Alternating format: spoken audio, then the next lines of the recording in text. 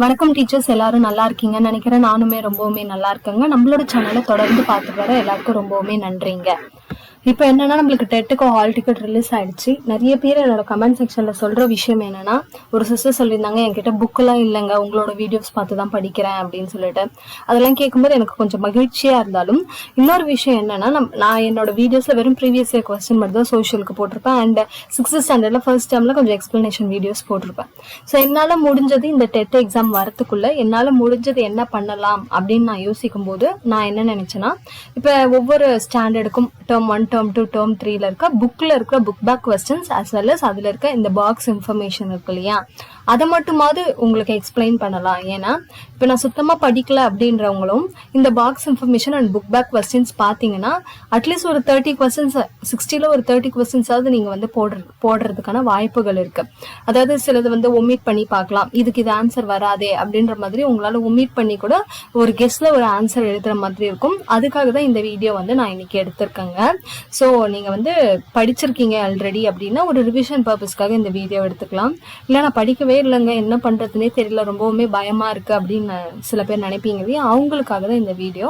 Just வந்துட்டு இப்போ நம்ம இருக்கிற டைம்ல வந்து லைன் பை லைன் படிங்கலாம் என்னால் உங்ககிட்ட சொல்ல முடியாது, ஏன்னா நம்மளுக்கு டைம் இல்லவே இல்லை.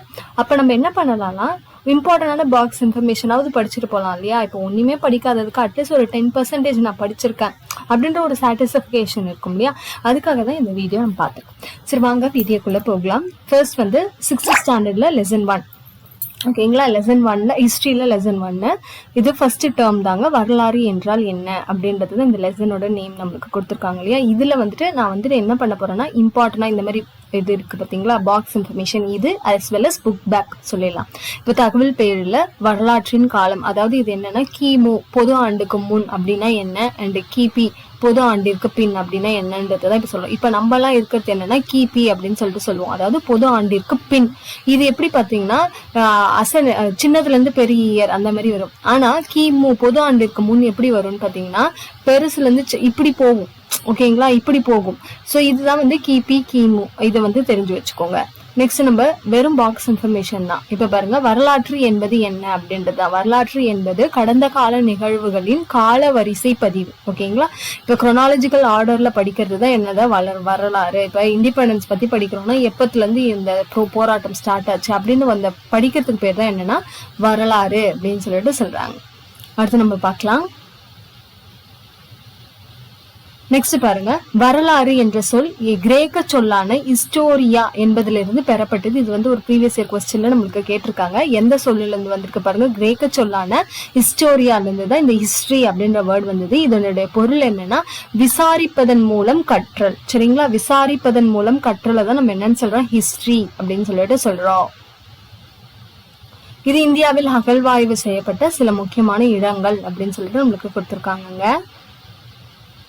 அடுத்து பாருங்க, இது வந்து ரொம்பவுமே இம்பார்ட்டன்ட்ங்க. நாணயவியல்னா என்ன, கல்வெட்டியல்னா என்ன அப்படின்னு பாக்குறது. நாணயங்கள் பற்றிய படிப்புக்கு பேர் தான் என்னன்னு சொல்றாங்கன்னா நாணயவியல். அதுவே எழுத்து பொறிப்புகள் பற்றிய படிப்பு, அதாவது இந்த கல்வெட்டு எல்லாம் பத்தி படிக்கிறோம் இல்லையா, அதுக்கு பேர் என்னன்னு சொல்றாங்க, கல்வெட்டியல் அப்படின்னு சொல்லிட்டு சொல்றாங்க. 6th ஸ்டாண்டர்ட் பார்க்கும்போது நம்மளுக்கு கொஞ்சம் ஈஸியா இருக்க மாதிரி தான் இருக்கும்.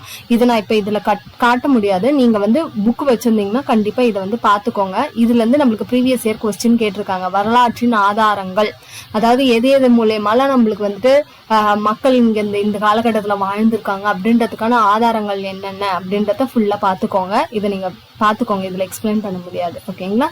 நீங்க இதை பாத்துக்கோங்க, இது இம்பார்ட்டன்ட், ஓகேங்களா.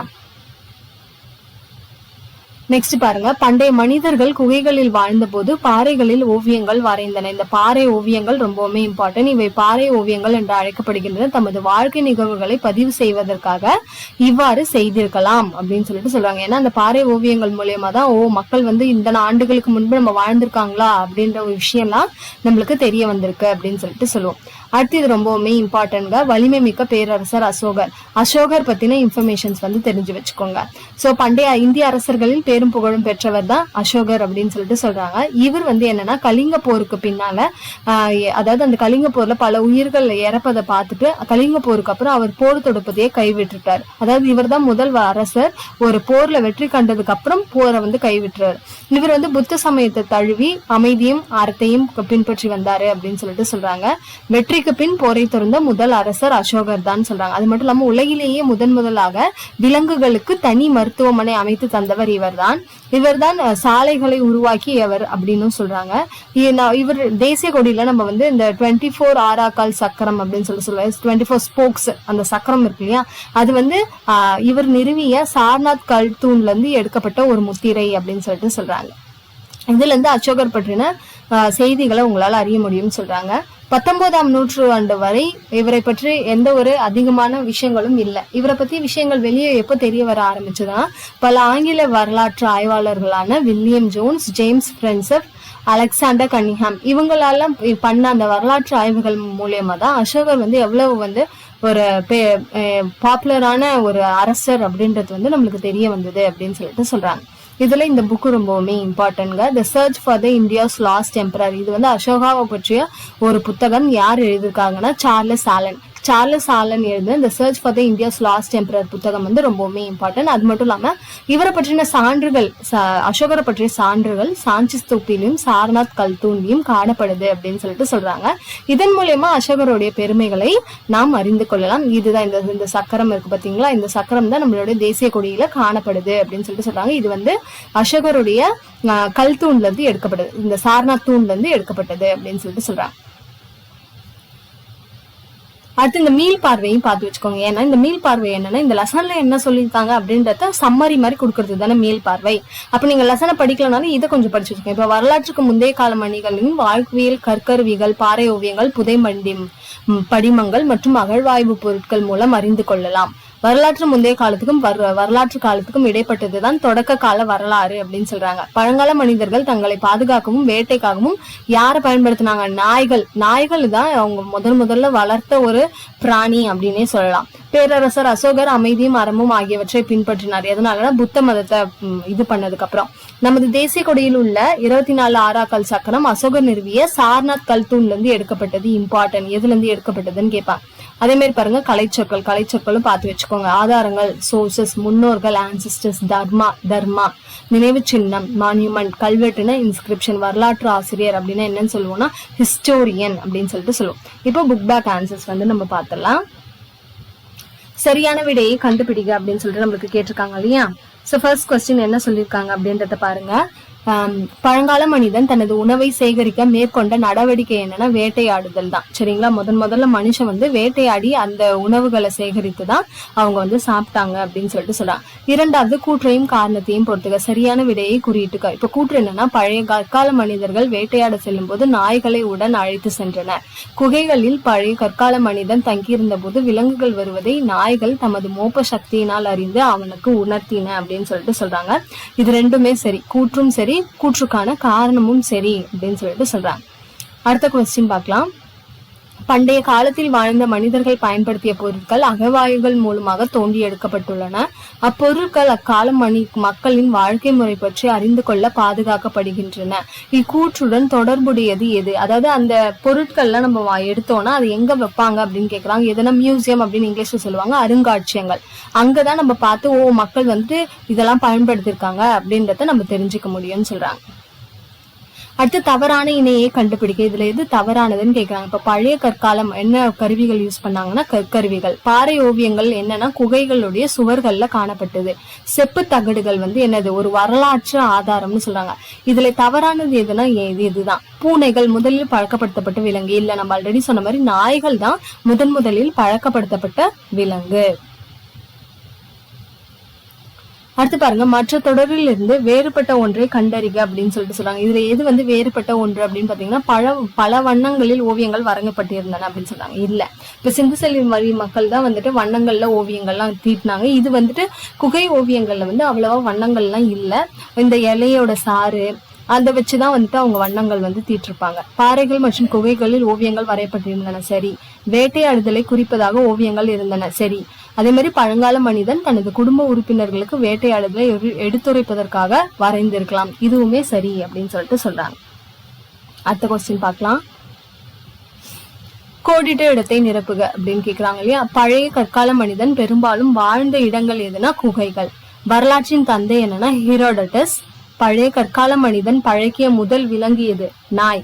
கல்வெட்டுகள் டேஷ் ஆதாரங்கள் ஆகும்னா தொல்பொருள் ஆதாரங்கள். ஓகேங்களா. இப்ப வரலாற்று ஆதாரங்கள், தொல்பொருள் ஆதாரங்கள், இந்த மாதிரி இரண்டா பிரிப்பாங்க. இலக்கிய சான்றுகள் அந்த மாதிரி எல்லாம் பிரிப்பாங்க. அதுல எது எது எது எது அப்படின்னு கேக்குறாங்க. அசோக சக்கரத்துல எத்தனை ஆராக்கள் இருக்குன்னா 24. ஓகேங்களா. 24 ஆராக்கள் இருக்கு அப்படின்னு சொல்றாங்க. ஆரக்கல். ஓகேங்களா. நெக்ஸ்ட் பொறுத்துக்க பார்க்கலாம். சரியா தவறா நம்மளுக்கு தேவையில்லை. ஓகே, பொறுத்துக்க பார்த்துலாம். பொறுத்துக்களை பாருங்க. பாறை ஓவியங்கள். பாறை ஓவியங்கள் எதுக்காகனா வாழ்க்கை முறையை புரிந்து கொள்வதற்கு உதவுகிறது. எழுதப்பட்ட பதிவுகள் எது அப்படின்னு பாத்தீங்கன்னா நம்மளுக்கு செப்பேடுகள்.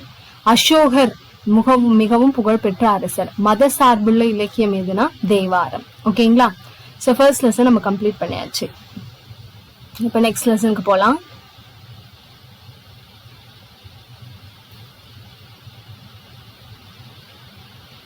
கொஞ்சம் இதுக்கு டைம் ஆகுங்க, ஏன்னா நான் புக்ல நடத்தினாதான். ஓகே, மனிதர்களின் பரிணாம வளர்ச்சி. இதுல இருக்க பாக்ஸ் இன்ஃபர்மேஷன் என்னென்னு பார்க்கலாம். மனிதர்கள் பரிணாம வளர்ச்சி அடைந்த கதையை தொல்லியல், மானுடவியல் ஆகியவற்றின் உதவியுடன் நாம் அறிவியல் நோக்கில் பயில முடியும். அதாவது மனிதர்களுடைய பரிணாம வளர்ச்சியை எதன் மூலியமா நம்ம அறியலாம் அப்படின்னு கேக்குறாங்க. தொல்லியல் மற்றும் மானுடவியல் மூலியமா நம்மளால அறிய முடியும் அப்படின்னு சொல்லிட்டு சொல்றாங்கங்க. அடுத்து இந்த பாக்ஸ், இது இன்ஃபர்மேஷன் ரொம்பவுமே இம்பார்ட்டன்ட்ங்க. நீங்க புக்கு வச்சிருந்தா பார்த்து வச்சுக்கோங்க. அதாவது மனிதனுடைய பரிணாம வளர்ச்சி, மனிதன் எப்படி வந்து உருவாகுறான் அப்படின்னு சொல்லிட்டு சொல்லியிருப்பாங்க. வரலாற்றுக்கு முந்தைய கால மனிதர்களையும் அவர்கள் பயன்படுத்திய பொருட்களையும் பற்றி படிப்பதுதான் என்னன்னா தொல்லியல் ஆகும். ஓகேங்க. தொல்லியல் துறை அப்படின்னா என்னன்னா வரலாற்றுக்கு முந்தைய கால மனிதர்கள் அவங்க பயன்படுத்தின பொருட்கள், அதை பத்தி எல்லாம் படிக்கிறது தான் என்னன்னு சொல்றாங்கன்னா இந்த தொல்லியல் துறை. தொல்லியல் ஆய்விற்கு முக்கிய ஆதாரமாக அகழ்வாராய்ச்சி பொருட்கள் இருக்கின்றன அப்படின்னு சொல்லிட்டு சொல்றாங்க. நெக்ஸ்ட் பாருங்க. குகையில் வாழ கற்றுக்கொண்ட குரோமாக்னாஸ் மனிதர்கள் பிரான்சில் உள்ள லாஸ்காஸ் என்னும் இடத்தில் குகைகளில் வாழ்ந்ததற்கான தொல்லியல் சான்றுகள் கிடைத்துள்ளன. இது ரொம்ப இம்பார்ட்டன்ட்ங்க. குகைகள்ல மனிதன் வாழ்ந்தான்னு அதுக்கு முக்கிய சான்று என்ன அப்படின்னு பாத்தீங்கன்னா இந்த பிரான்ஸ்ல இருக்க லாஸ்காஸ் என்னும் இடத்துலதான் இந்த குரோமாக்னாஸ் அப்படின்ற ஒரு மனிதன் வந்து வாழ்ந்ததற்கான சான்றுகள் இருக்கு. இவர்களிடம் இறந்தவர்களை புதைக்கும் பழக்கம் இருந்தது வந்து நம்மளுக்கு தெரியுது அப்படின்னு சொல்றாங்க. இப்ப தொல்லியல் பத்தி பார்த்தோம் இல்லையா. அடுத்து நம்ம பார்க்க போறது என்னன்னா மானுடவியல். மானுடவியல்னா இங்கிலீஷ்ல என்னன்னு சொல்லுவாங்கன்னா ஆந்த்ரோபாலஜி. இது மனிதர்கள் மற்றும் அவர்களின் பரிணாம வளர்ச்சியை பற்றி படிப்பது. மானுடவியல் அப்படின்றது என்னன்னா 2 கிரேக்க வார்த்தையிலிருந்து பெறப்பட்டது. ஒன்னு என்னன்னா ஆந்த்ரோபோஸ் அப்படின்னா என்னன்னா மனிதன். அடுத்து லோகோஸ் அப்படின்னா என்னன்னா எண்ணங்கள் அல்லது காரணம் அப்படின்னு அர்த்தம். மானுடைய ஆய்வாளர்கள் மனித குலத்தின் வளர்ச்சியும் நடத்தியும் ஆராய்ந்து மனிதனின் கலாச்சாரம் மற்றும் சமூக நிகழ்வுகள் பற்றிய முழு விவரத்தையும் அளிக்க முயல்கின்றன. ஓகே, நெக்ஸ்ட் இது ரொம்ப இம்பார்ட்டன்ட். மனிதர்களும் அவரது வாழ்விடங்களும். அதாவது இவங்க எல்லாமே வந்துட்டு நம்ம மனிதனுடைய பரிணாம வளர்ச்சின்னு சொல்றோம் இல்லையா. இப்ப முதல்ல தோன்றியவர் தான் ஆஸ்ட்ரோலோபித்திகஸ். இவர் எங்க வாழ்ந்திருக்காருன்னு சொல்றாங்கன்னா கிழக்கு ஆப்பிரிக்கால வாழ்ந்திருக்காரு.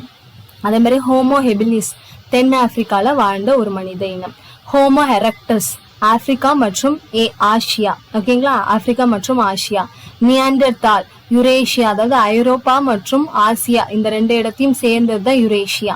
குரோமாக்னஸ் வந்து பிரான்ஸ். அந்த பிரான்ஸ்ல தானே அவங்களுடைய குகைகள்ல அவங்க வாழ்ந்ததுக்கான சான்று கிடைச்சிருக்கு. பிகிங் மனிதன் வந்துட்டு சீனால. ஹோமோசெபியன்ஸ் வந்து ஆப்பிரிக்கால. ஹெடல்பர்க் மனிதன் வந்து லண்டன்ல வாழ்ந்ததுக்கான சான்றுகள் நம்மளுக்கு கிடைத்திருக்கு. இந்த சிந்தனை வேணாம். வேட்டையாடுதல் முறைகள் நம்மளுக்கு கொடுத்துருக்காங்க பாருங்க. குழுவாக சென்று வேட்டையாடுதல் ஒரு முறை, இன்னொன்னு குழி தோண்டி அதில் விலங்குகளை சிக்க வைத்து வேட்டையாடுதல். இந்த மாதிரி 2 முறைகளை அவங்க பயன்படுத்தியிருக்காங்க. அடுத்தது செதுக்கும் கலை. ஒரு கல்லினை அடியில் வைத்து கூர்மையான மற்றொரு கல்லினால் அதனை தட்டி செதுக்குதல். அப்படி செதுக்கிதான் கற்கருவிகளை வந்து அவங்க பயன்படுத்தினாங்க. அதே மாதிரி ஒரு கற்கருவியை உருவாக்க 2 கற்கள் எடுத்துக்கொள்ளப்பட்டன. ஒரு கல்லில் உள்ள சீரற்ற பகுதிகள் நீக்கவும் அதை கூர்மையாக கருவியாக்கவும் இன்னொரு கல் சுத்தியல் போல் பயன்பட்டது. அது எல்லாமே அவங்களோட என்ன சொல்றது கற்கருவிகள்.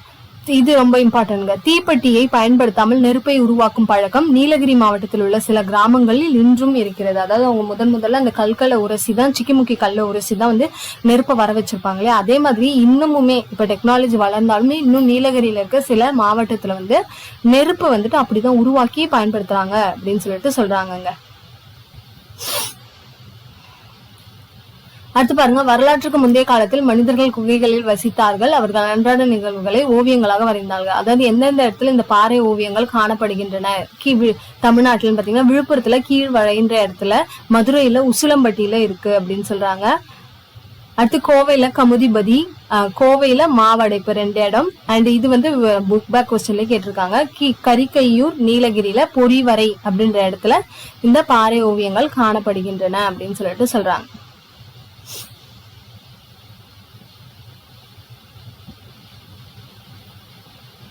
ஓகே, இப்ப மீள் பார்வை பார்த்தலாம். அதான் இந்த லெசன்ல என்ன சொல்லியிருக்காங்க, மனித இடம் மாற்றங்களை அடைந்து ஒரு மேம்பட்ட நிலையை நோக்கி வளர்ச்சி பெறும் வழிமுறையை பரிணாமம் என்கிறோம். ஹோமோசெபியன்ஸ் ஆப்பிரிக்காவுக்கு வெளியே இடம்பெயர்ந்து உலகின் பல்வேறு பகுதிகளில் குடியேறினார்கள். இப்ப நம்மளுக்குமே ஹோமோசெபியன்ஸ் அப்படிதான் சொல்லுவாங்க. மனிதர்கள் சிக்கிமுக்கி கற்களின் துணையோடு கூர்மையான ஆயுதங்களையும் பிற கருவிகளையும் உருவாக்கினார்கள். எந்த கற்களை கொண்டு அப்படின்னு கேட்பாங்க. சிக்கிமுக்கி கற்களை கொண்டு. அடுத்து வேட்டையாடும் விலங்கிடமிருந்து தங்களை பாதுகாப்பதற்கும் உணவை சமைப்பதற்கும் இரவில் இருட்டை போக்குவதற்கும் மனிதர்கள் நெருப்பை பயன்படுத்தினார்கள். இது ரொம்ப இம்பார்ட்டன்ட் கொஸ்டின்ங்க. சக்கரத்தை மனிதன் உருவாக்கிய நிகழ்வு ஒரு முன்னோடியான கண்டுபிடிப்பாக கருதப்படுகிறது. பானை செய்வதை சக்கரம் எளிதாக்கியது. அதாவது மனிதனின் முதல் கண்டுபிடிப்பு அப்படின்னு பாத்தீங்கன்னா இந்த சக்கரம் தான் அப்படின்னு சொல்லிட்டு சொல்லுவாங்க.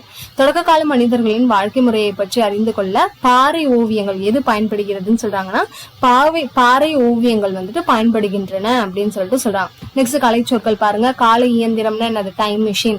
பரிணாம வளர்ச்சினா எவல்யூஷன். இறைப்பிடி துணினா பிரிடேட்டர். காலடி சுவடு அப்படின்னா என்னன்னு சொல்லுவாங்கன்னா ஃபுட் பிரிண்ட்ஸ். பதப்படுத்தப்பட்ட விலங்கின் தோல்னா ஹைட்ஸ். 1 மில்லியன்னா எத்தனைன்னு சொல்றாங்கன்னா 10 லட்சம் மில்லியன். நாடோடினா நொமேட்ஸ். பண்டமாற்று முறைனா பார்ட்டர் சிஸ்டம் சொல்லுவாங்க. இறைனா பிரே.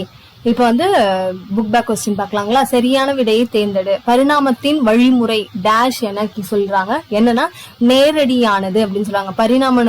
பரிணாம வளர்ச்சி சொல்லுவாங்களே, அந்த வளர்ச்சி வந்துட்டு நேரடியான ஒரு வளர்ச்சி தான் அப்படின்னு சொல்லிட்டு சொல்றாங்க.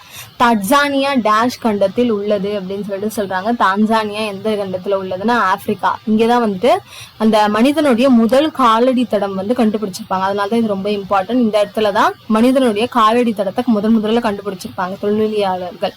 நெக்ஸ்ட் கூற்று காரணம் நமக்கு கொடுத்திருக்காங்க இல்லையா, என்னன்னு பாருங்க.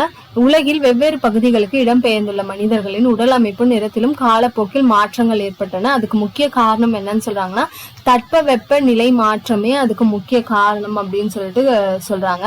ஆனா அது ஒரு முக்கிய காரணம் அல்ல, அதுவும் ஒரு காரணம் தான். ஆனா அது மட்டும் தான் காரணம் அப்படின்னு சொல்லிட்டு நம்மளால சொல்ல முடியாது இல்லையா. என்னன்னு சொல்றாங்கன்னு பாருங்க. இது எது கரெக்ட்னா கூற்றும் சரி காரணமும் சரி, இதுவும் ஒரு காரணம் தான். சரிங்களா, அடுத்த கொஸ்டின் பார்க்கலாம். சரியான இணையை கண்டறிக அப்படின்னு சொல்லி நம்மளுக்கு கொடுத்துருக்காங்க. அதாவது இந்த இதுல வந்து எது வந்து சரியான இணைன்னு கேக்குறாங்க. இது சரியான இணைன்னு பாத்தீங்கன்னா ஆஸ்ட்ரோலோபித்திகஸ். ஆஸ்ட்ரோலோபித்திகஸ்னா இரு கால்களால் நடப்பதுதான் என்னன்னு சொல்றாங்கன்னா ஆஸ்ட்ரோலோபித்திகஸ். அப்ப இந்த மீதி 3க்கு என்ன ஆன்சர் வரும் புக்கை வச்சு பாத்துக்கோங்க. ஓகேங்களா. ஹோமோ எபிலிஸ்னா என்ன, ஹோமோ எரெக்டஸ்னா என்ன, ஹோமோ செஃபியன்ஸ்னா என்ன அப்படின்றத பாருங்க. இப்ப நம்ம கோடிட்ட இடங்களை நேர்ப்புக பார்த்துலாங்களா. தான்சானியாவில் காணப்பட்ட தொடக்க கால மனிதர்களின் காலடி தடங்களை டேஷ் உலகின் பார்வைக்கு கொண்டு வந்தார்கள். யார் கொண்டு வந்தார்கள்னா மானுடவியலாளர்கள். பல மில்லியன் ஆள்களுக்கு முன்னால் நம் முன்னோர்கள் டேஷ் வாழ்க்கை வாழ்ந்தார்கள் அப்படின்னு சொல்லிட்டு கேக்குறாங்க. என்னன்னா நொமேட்ஸ், அதாவது நாடோடி வாழ்க்கை தான் வாழ்ந்தாங்க இல்லையா. ஒரு இடத்துல அவங்க இடம் மாறிக்கிட்டே இருந்தாங்க. பழங்கால மனிதர்களின் முதன்மையான தொழில்கள் என்னன்னு கேக்குறாங்க. ஒண்ணு வந்து வேட்டையாடுதல், இன்னொன்னு என்னன்னா உணவு சேகரித்தல் அப்படின்னு சொல்றாங்க. நெக்ஸ்ட் டேஷ் கண்டுபிடிக்கப்பட்ட நிகழ்வு விவசாயத்தை எளிதாக்கியது. விவசாயத்துக்காக என்ன கண்டுபிடிக்கப்பட்டதுன்னு பாத்தீங்கன்னா ஏற்கலப்பை. அது வந்ததுக்கு அப்புறம் தான் விவசாயம் வந்து எளிதாச்சுன்னு சொல்றாங்க. பாறை ஓவியங்கள் நீலகிரி மாவட்டத்தில் உள்ள டேஷ் என்னும் இடத்தில் காணப்பட்டன அப்படின்னு சொல்றாங்க. இதுதான் பொறிவரை காரிக்கையூர் அப்படி அந்த இடத்துல வந்து கண்டுபிடிக்கப்பட்டது. ஓகேங்களா. ஸோ செகண்ட் லெசன் முடிஞ்சாச்சு. இப்போ நம்ம தேர்ட் லெசனுக்குள்ள போகலாம். தேர்ட் லெசன் பாருங்க, சிந்துவெளி நாகரிகம். சிந்துவெளி நாகரிகம் ரொம்பவுமே இம்பார்ட்டன்ட்ங்க. இது இந்த இது வந்து பாத்துக்கோங்க, உலகின் தொன்மையான நாகரிகங்கள் என்னென்ன அப்படின்றத பாத்துக்கோங்க. முதல் நாகரிகம் என்னன்னு பாத்தீங்கன்னா மெசபோட்டாமியா நாகரிகம் சொல்லுவாங்க. அடுத்தது என்னன்னா சிந்துவெளி நாகரிகம். அடுத்தது என்னன்னு பாத்தீங்கன்னா எகிப்து நாகரிகம். நாலாவது தான் சீனா நாகரிகம். உலகின் தொன்மையான நாகரிகங்கள். இதுல வந்து மேக்சிமம் மேட்ச் த ஃபாலோவிங்ல மாதிரி இந்த இயர்ஸ் கொடுத்துட்டு கேட்பாங்க. அந்த இயர்ஸ் வந்து என்னென்ன அப்படின்றத பார்த்து வச்சுக்கோங்க. அது தனியாவே நம்மளுக்கு இங்க கொடுத்துருக்காங்க பாருங்க. மெசபோட்டாமியா நாகரிகம் வந்து 3500 இருந்து 2000. சிந்துவெளி நாகரிகம் வந்து 3300 இருந்து 1900. எகிப்து நாகரிகம் வந்து 3100 இருந்து 1100. சீன நாகரிகம் வந்து 1700 இருந்து 1122. ஓகேங்களா? இப்போ நெக்ஸ்ட் பாக்ஸ் இன்ஃபர்மேஷன்ஸ் தான் பார்த்துட்டு இருக்கோம். இவரு ஜான் மார்ஷல், ரொம்பவுமே இம்பார்ட்டன்டான ஒரு பர்சனுங்க அகழ்வாராய்ச்சிக்கு. தகவல் நாகரிகம் அப்படின்ற சொல் வந்து என்னன்னா பண்டைய லத்தீன் மொழி சொல்லான சிவிஸ் என்பதிலிருந்து வந்தது. இதன் பொருள் என்னன்னா நகரம். ஓகேங்களா? சிவிஸ் என்ற சொல்லிலிருந்து வந்தது. இதனுடைய பொருள் என்னன்னு சொல்றாங்கன்னா நகரம் ஆகும் அப்படின்னு சொல்லிட்டு சொல்றாங்க. அடுத்து பாருங்க, தொழிலாளர்கள் எவ்வாறு புதையுண்ட நகரத்தை கண்டுபிடிப்பார்கள் அப்படின்றதுதான் இந்த இன்ஃபர்மேஷன் பாருங்க. அகழ்வாராய்ச்சியாளர்கள் செங்கற்கள், கற்கள், உடைந்த பானை ஓடுகள் போன்றவற்றை ஆராய்ந்து அவை பயன்படுத்தப்பட்ட காலத்தை அறிந்து கொள்கிறார்கள். பண்டைய இலக்கிய ஆதாரங்களை பயன்படுத்துகிறார்கள். இதுல ரொம்பவுமே இம்பார்ட்டன்ட் என்னன்னா இது ரெண்டு பாருங்க. இப்ப நிலத்தடி ஆய்வு செய்ய காந்த புல வருடியை பயன்படுத்துகின்றன. அதே மாதிரி எஞ்சிய தொல்பொருள் புதையுண்டு இருக்கின்றன இல்லையா என்பதை ரேடார் கருவி மூலம் அறிய முடியும் அப்படின்னு சொல்லிட்டு சொல்றாங்க. இந்திய தொல்லியல் துறை, இதுல இருந்து கொஸ்டின் வந்து நம்மளுக்கு அடிக்கடி வரக்கூடிய ஒரு கொஸ்டின். கூற்று காரணத்திலையும் கேட்பாங்க. அதாவது ASI, இது வந்து ஆர்கியாலஜிக்கல் சர்வே ஆஃப் இந்தியா. இதை முதல்ல உருவாக்கியவர் யாருன்னா 1861 அலெக்சாண்டர் கன்னிங்ஹாம் என்ற நில அளவையாளர் உதவியுடன் நிறுவப்பட்டது. இதனுடைய தலைமையகம் எங்க இருக்குன்னு சொல்றாங்கன்னா புது டில்லியில இருக்குன்னு சொல்லிட்டு சொல்றாங்க. அடுத்து இந்த இன்ஃபர்மேஷன் பாருங்க, கால வரையறை. சிந்துவெளி மக்களுடைய காலம் என்ன அப்படின்னா புவியெல்லை வந்து தெற்கு ஆசியா. காலப்பகுதி வந்து வெங்கல காலம்னு சொல்லுவாங்க. இவங்க அறிந்திராத உலோகம் எதுனா இரும்பு. ஏன்னா இந்த காலத்துக்கு அப்புறம் தான் இரும்பு காலம் நம்மளுக்கு கிடைச்சிருக்கும் வரும். ஓகேங்களா? இவங்களுடைய காலம் 3300 இருந்து 1900. கதிரியக்க கார்பன் வயது கணிப்பு முறை மூலம் முடிவு செய்யப்பட்டது. இந்த கதிரியக்க கார்பன் முறை இது வந்து ரொம்பவுமே இம்பார்ட்டன்ட்ங்க. இதன் மூலியம் தான் அந்த பொருட்களை வச்சு இது எந்த காலகட்டது அப்படின்னு கணிப்பாங்க. பரப்பு வந்து 13 லட்சம் சதுர கிலோமீட்டர். 6 பெரிய நகரங்கள் இருந்தது. 200க்கும் மேற்பட்ட கிராமங்கள் இருந்தது. சரிங்களா? 6 பெரிய நகரங்கள், 200க்கும் மேற்பட்ட கிராமங்கள். வெங்கல காலம் என்பது மக்கள் வெங்கலத்தாலான பொருட்களை பயன்படுத்திய காலம். ஆமா, அவங்க பெரும்பாலும் அந்த வெங்கலத்தாலான பொருட்களை தான் நிறைய பயன்படுத்தி இருக்காங்க. இது வந்து அரப்பா நாகரிகம் அப்படின்னு சொல்லுவாங்க. இது வந்து ஒரு நகர நாகரிகம். ஏன்னா சிறப்பான ஒரு நகர திட்டல் வந்துட்டு இருந்துச்சு அப்படின்னு சொல்லிட்டு சொல்லுவாங்க. இது வந்து அரப்பா நாகரிகத்தினுடைய திட்டமிடல். அந்த நகரம் எப்படி அமைஞ்சிருக்குன்னா 2ஆ அமைஞ்சிருக்கு. ஒண்ணு வந்து மேல் நகர அமைப்பு, இன்னொன்னு கீழ் நகர அமைப்பு. இது எப்படி இருக்கு பாருங்க. நகரத்தின் மேற்கு பகுதி சற்று உயரமானது. அது கோட்டை, அதாவது பெரிய மனுஷங்களா வாழ்ற இடம். நகர நிர்வாகிகள் இதை பயன்படுத்தினர் அப்படின்னு சொல்றாங்க. அது மட்டும் இல்லாம பெருங்குளம், தானிய களஞ்சியங்கள் இது எல்லாமே அரப்பால இருந்தது. அதே மாதிரி பாருங்க, நகரத்தின் கீழ்ப்பகுதி வந்து சற்று தாழ்ந்த உயரமுடைய அதிக பரப்பு கொண்டது. அது பொதுமக்கள் வசிக்கும் இடமாக இருந்த பொதுமக்கள் வந்துட்டு கிழக்கு பகுதியில வசிச்சாங்க. அதுவே நகர நிர்வாகிகள் வந்து மேற்கு பகுதியில வந்து வசிச்சாங்கன்னு சொல்லிட்டு சொல்றாங்க. அடுத்து நம்ம பார்க்க போறது மெஹர்கர். அதாவது சிந்துவெளி நாகரிகத்துக்கு முன்னாடி தோன்றிய ஒரு நகரம் தான் இந்த மெஹர்கர் அப்படின்னு சொல்லிட்டு சொல்றாங்க. மெஹர்கர் புதிய கற்கால மனிதன் வாழ்ந்த ஒரு இடம். இது எங்க இருக்குன்னு சொல்றாங்கன்னா பாகிஸ்தான் நாட்டுல பலுச்சிஸ்தான் மாநிலத்துல போலன் ஆற்று பள்ளத்தாக்கில் அமைந்துள்ளதுதான் இந்த மெஹர்கர் அப்படின்ற ஒரு புதிய கற்கால மக்கள் வாழ்ந்த இடம். இது தொடக்க கால மனிதர்கள் வாழ்ந்ததாக கண்டறிய இடங்களில் ஒன்று. மக்கள் வேளாண்மையிலும் கால்நடை வளர்ப்பிலும் ஈடுபட்டதற்கான சான்று இங்கு கிடைத்துள்ளது. இது வந்து கிமு 7000 ஒட்டிய காலத்தையே மெஹர்கல் நாகரிகத்துக்கு முந்தைய வாழ்க்கை நிலவியதற்காக தொல்லியல் சான்றுகள் இருக்கு. அதாவது சிந்துவெளி இதுக்கு முன்னாடியே இருந்த ஒரு இதுதான் மெஹர்கர் அப்படின்னு சொல்லிட்டு சொல்றாங்க. பெருங்குளம் எல்லாம் எங்க இருக்கு அப்படின்ற கொஸ்டின் எல்லாம் கேட்பாங்க. கட்டடங்கள் கட்டுவதற்கு ஏன் சுட்ட செங்கற்கள் பயன்படுத்துகிறேன்னா ஏன்னா வலுவானவை அப்படின்றத சொல்றாங்க. ஓகே, இவங்களுடைய கழிவு நீர் அமைப்பு. அதே மாதிரி பெருங்குளம் வந்துட்டு எதுல இருந்ததுன்னா மொஹஞ்சாதரோல இருந்தது. தானிய களஞ்சியம் எங்க இருந்ததுன்னா அரப்பால இருந்தது. அவங்களுடைய வணிகம் மற்றும் போக்குவரத்து. செங்கற்களால் கட்டப்பட்ட சுவர்களை கொண்ட தானிய களஞ்சியம் ஒன்று ஹரியானா மாவட்டத்தில் உள்ள ராகி கர்கியில் கண்டுபிடித்தது. இது முதிர்ச்சி அடைந்த ஹரப்பா காலத்தை சார்ந்தது. அதாவது இந்த ஹரப்பா காலகட்டத்தையே 3ஆ பிரிப்பாங்க. Early Harappa, middle Harappa, later Harappa அப்படின்னு சொல்லிட்டு. அதுல வந்து இப்ப ஹரப்பாலையும் வந்துட்டு உங்களுக்கு வந்து இது கண்டுபிடிச்சிருப்பாங்க, தானிய களஞ்சியம். அது மட்டும் இல்லாம சுட்ட செங்கற்கள்கள் கட்பட்ட இது வந்துட்டு ராக்கி கர்கியில, ஓகேங்களா, இதுவும் ஒரு பிளேஸ் தான். ராக்கி கர்கி ஹரியானா மாநிலத்துல கண்டுபிடிக்கப்பட்டது அப்படின்னு சொல்லிட்டு சொல்றாங்க. நான் அது இது இம்பார்ட்டன்ட் மட்டும்தாங்க நான் நடத்திட்டு இருக்கேன். நீங்க லைன் பை லைன் படிச்சீங்கனாலும் எனக்கு தப்பு கிடையாது, ஓகேங்களா. கப்பல் கட்டும் தளம் எதுனா லோத்தல், ஓகேங்களா. லோத்தல் வந்து ஒரு துறைமுக நகரம் அப்படின்னே சொல்லுவாங்க, குஜராத்ல காணப்படுது. அடுத்து பாருங்க, மனிதர்களால் முதலில் கண்டுபிடிக்கப்பட்ட மற்றும் பயன்படுத்தப்பட்ட உலோகம் எதுன்னு சொல்றாங்கன்னா செம்பு, ஓகேங்களா, செம்பு. அடுத்து இது பாருங்க, மொஹஞ்சாதரோல தான் வெங்கலத்தாலான சிறிய பெண் சிலை வந்து கிடைத்தது. நடனமாது அப்படின்னு சொல்லிட்டு சொல்லுவாங்க. எங்க கண்டுபிடிச்சாங்கன்னு கேட்பாங்க, மொஹஞ்சாதரோல. இந்த சிலையை யார் பார்த்ததுன்னா சர் ஜான் மார்ஷல். இதுல என்ன நினைச்சிருக்காரு அப்படின்னு பாத்தீங்கன்னா, இது வரலாற்றுக்கு முந்தைய காலத்தின் உருவாக்க முறையை சார்ந்தது என்று நம்புவதற்கு கொஞ்சம் கடினமா தான் இருந்தது. ஏன்னா அந்த சிலையோட வடிவமைப்பு அவ்வளவு நல்லா இருந்தது அப்படின்னு சொல்லிட்டு சொல்றாங்க. இவை ஏறத்தாழ 3000 ஆண்டுகளுக்கு முற்பட்டதாக இருக்கலாம் என்று நினைத்தேன் அப்படின்னு யார் சொல்றதுன்னா சர் ஜான் மார்ஷல் வந்து சொல்றாரு. அடுத்து பாருங்க, KVD அப்படின்னா என்னன்னா கொற்கை வஞ்சி தொண்டி வளாகம். பாகிஸ்தானில் இன்றும் கொற்கை வஞ்சி தொண்டி மத்ரை உரை கூடல் நகர் என்ற பெயர் கொண்ட இடங்கள் இருக்கின்றன. அதனால சிந்துவெளி மக்கள் வந்து அந்த பாகிஸ்தான் நகரிலும் வாழ்ந்திருக்கிறதுக்கான சான்றுகள் இருக்கு. கொற்கை, பூம்புகார் போன்ற சங்ககால நகரங்கள் மற்றும் துறைமுகங்களின் பெயர்களோடு உள்ள இடங்கள் ஆப்கானிஸ்தானில் இருக்கு. ஆப்கானிஸ்தானில் உள்ள ஆறுகளான காவிரி, பொருனஸ் மற்றும் பாகிஸ்தானில் உள்ள ஆறுகளான காவிரி வாலா மற்றும் பொருணை ஆகிய பெயர்கள் தமிழ் சொற்களை முழுமையாக பிரதிபலிக்கின்றன. அடுத்து, சிந்துவெளி நாகரிகத்தின் மறைந்த பொக்கிஷங்களை பற்றி உனக்கு தெரியுமா அப்படின்னு சொல்லிட்டு கேக்குறாங்க. அதாவது அவங்களுடைய உடை அமைப்பு எப்படி இருந்ததுன்னா பருத்தி ஆடைகளை பயன்பாட்டில் இருந்தன. அங்க கண்டுபிடிக்கப்பட்ட நூலை சுற்றி வைப்பதற்காக சுழல் அச்சுக்கள் மூலம் அவர்கள் நூற்கவும் செய்திருக்கின்றன என்பதை தெரிஞ்சுக்கலாம். கம்பளி ஆடைகளும் உபயோகப்படுத்தப்பட்டன அப்படின்னு சொல்லிட்டு சொல்றாங்க. அடுத்து, அன்பும் அமைதியும். அடுத்து அவங்களுடைய அணிகலன்கள், அதாவது ஆண் பெண் 2 பேருமே அணிகலன்கள் போட்டிருந்தாங்கன்னு சொல்றாங்க. கழுத்தணிகள், கையணிகள், வளையல்கள், மோதிரங்கள், இந்த மாதிரி தங்கம், வெள்ளி, தந்தம், சங்கு, செம்பு, சுடுமண் மற்றும் விலையுயர்ந்த கற்களால் அணிகலன்கள் செய்யப்பட்டிருந்தன அப்படின்னு சொல்றாங்க. சிந்துவெளி மக்கள் இரும்பு மற்றும் குதிரையை அறிந்திருக்கவில்லை. ரொம்பவுமே இம்பார்ட்டன்ட்ங்க. சிந்துவெளி மக்களுக்கு வந்து இரும்பு பற்றிய நாலேஜ் இருக்காது. அதே மாதிரி அவங்க வளர்க்காத ஒரு விலங்கு அப்படின்னா அது குதிரை. சிந்துவெளி மக்கள் ஆபரணம் செய்ய சிவப்பு நிற மணிக்கற்களை, அதை இங்கிலீஷ்ல கார்னிலியன் சொல்லுவாங்க, இததான் வந்து பயன்படுத்தினாங்க. மணிகளை செய்ய சிவப்பு நிற மணிக்கற்களை அவர்கள் பயன்படுத்தினர் அப்படின்னு சொல்றாங்க. அடுத்து அவர்களுடைய தொழில்கள், அவர்களை நிர்வகிப்பது யாரு? மண்பாண்டங்கள், கலைத்திறன். அவங்க வந்து என்ன செஞ்சாங்க, இந்த பொம்மை, வண்டிகள், தலை, அதுக்கப்புறம் அவங்க இது எல்லாத்தையுமே வந்துட்டு செஞ்சிருக்காங்க அப்படின்றத சொல்றாங்க. மொஹஞ்சாதரோவில் தொல்பொருள் ஆராய்ச்சி நடைபெறும் இடம் உலக பாரம்பரிய தலமாக யுனெஸ்கோ அமைப்பால் தேர்ந்தெடுக்கப்பட்டுள்ளது. இது வந்து ஒரு ப்ரீவியஸ் இயர் கொஸ்டின்ங்க. யுனெஸ்கோவால சிந்துவெளி நகரத்துல இருக்கிற ஒரு இடம் வந்து தேர்ந்தெடுக்கப்பட்டதுன்னா அது மொஹஞ்சாதாரோ மட்டும்தாங்க, யுனெஸ்கோனால. சரிங்களா?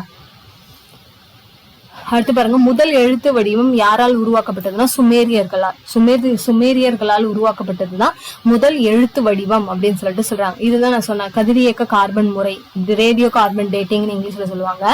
தொழில் ஆய்வாளர்களுக்கான தரப்படுத்தப்பட்ட முறை அப்படின்னு என்னன்னா கார்பனின் கதிரியக்க ஐசோட்டோப்பான கார்பன் 14 பயன்படுத்தி, C14 சொல்லுவாங்க, அதை பயன்படுத்தி ஒரு பொருளோட வயதை வந்து அவங்களால அறிய முடியும். சரிங்களா? இது வந்து C14 இல்லைன்னா ரேடியோ கார்பன் டேட்டிங்னு இங்கிலீஷ்ல சொல்லுவாங்க.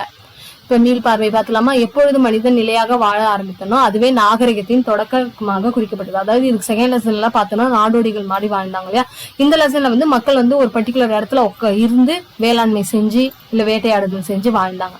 நாகரிகம் வளர ஆற்றங்கரைகள் முக்கிய பங்கு வகித்தன. அரப்பா நாகரிகம் ஒரு நகர நாகரிகம். இது வந்து ஒரு இம்பார்ட்டன்டான கொஸ்டின்ங்க.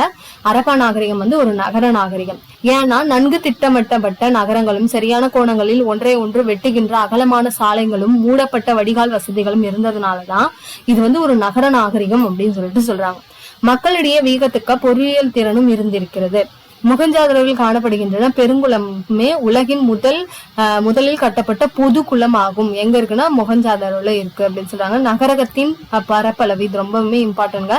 மேற்குல வந்து பலுஜிஸ்தானின் மக்ரான் கடற்கரை வரை, கிழக்குல வந்து காகர் ஹாக்ரா நதி பள்ளத்தாக்கு வரை, வடகிழக்கில் ஆப்கானிஸ்தான் வரை, தென்கில் மகாராஷ்டிரா வரை பரவி இருந்தது நம்மளுடைய சிந்துவெளி நாகரிகம் அப்படின்னு சொல்லிட்டு சொல்றாங்க.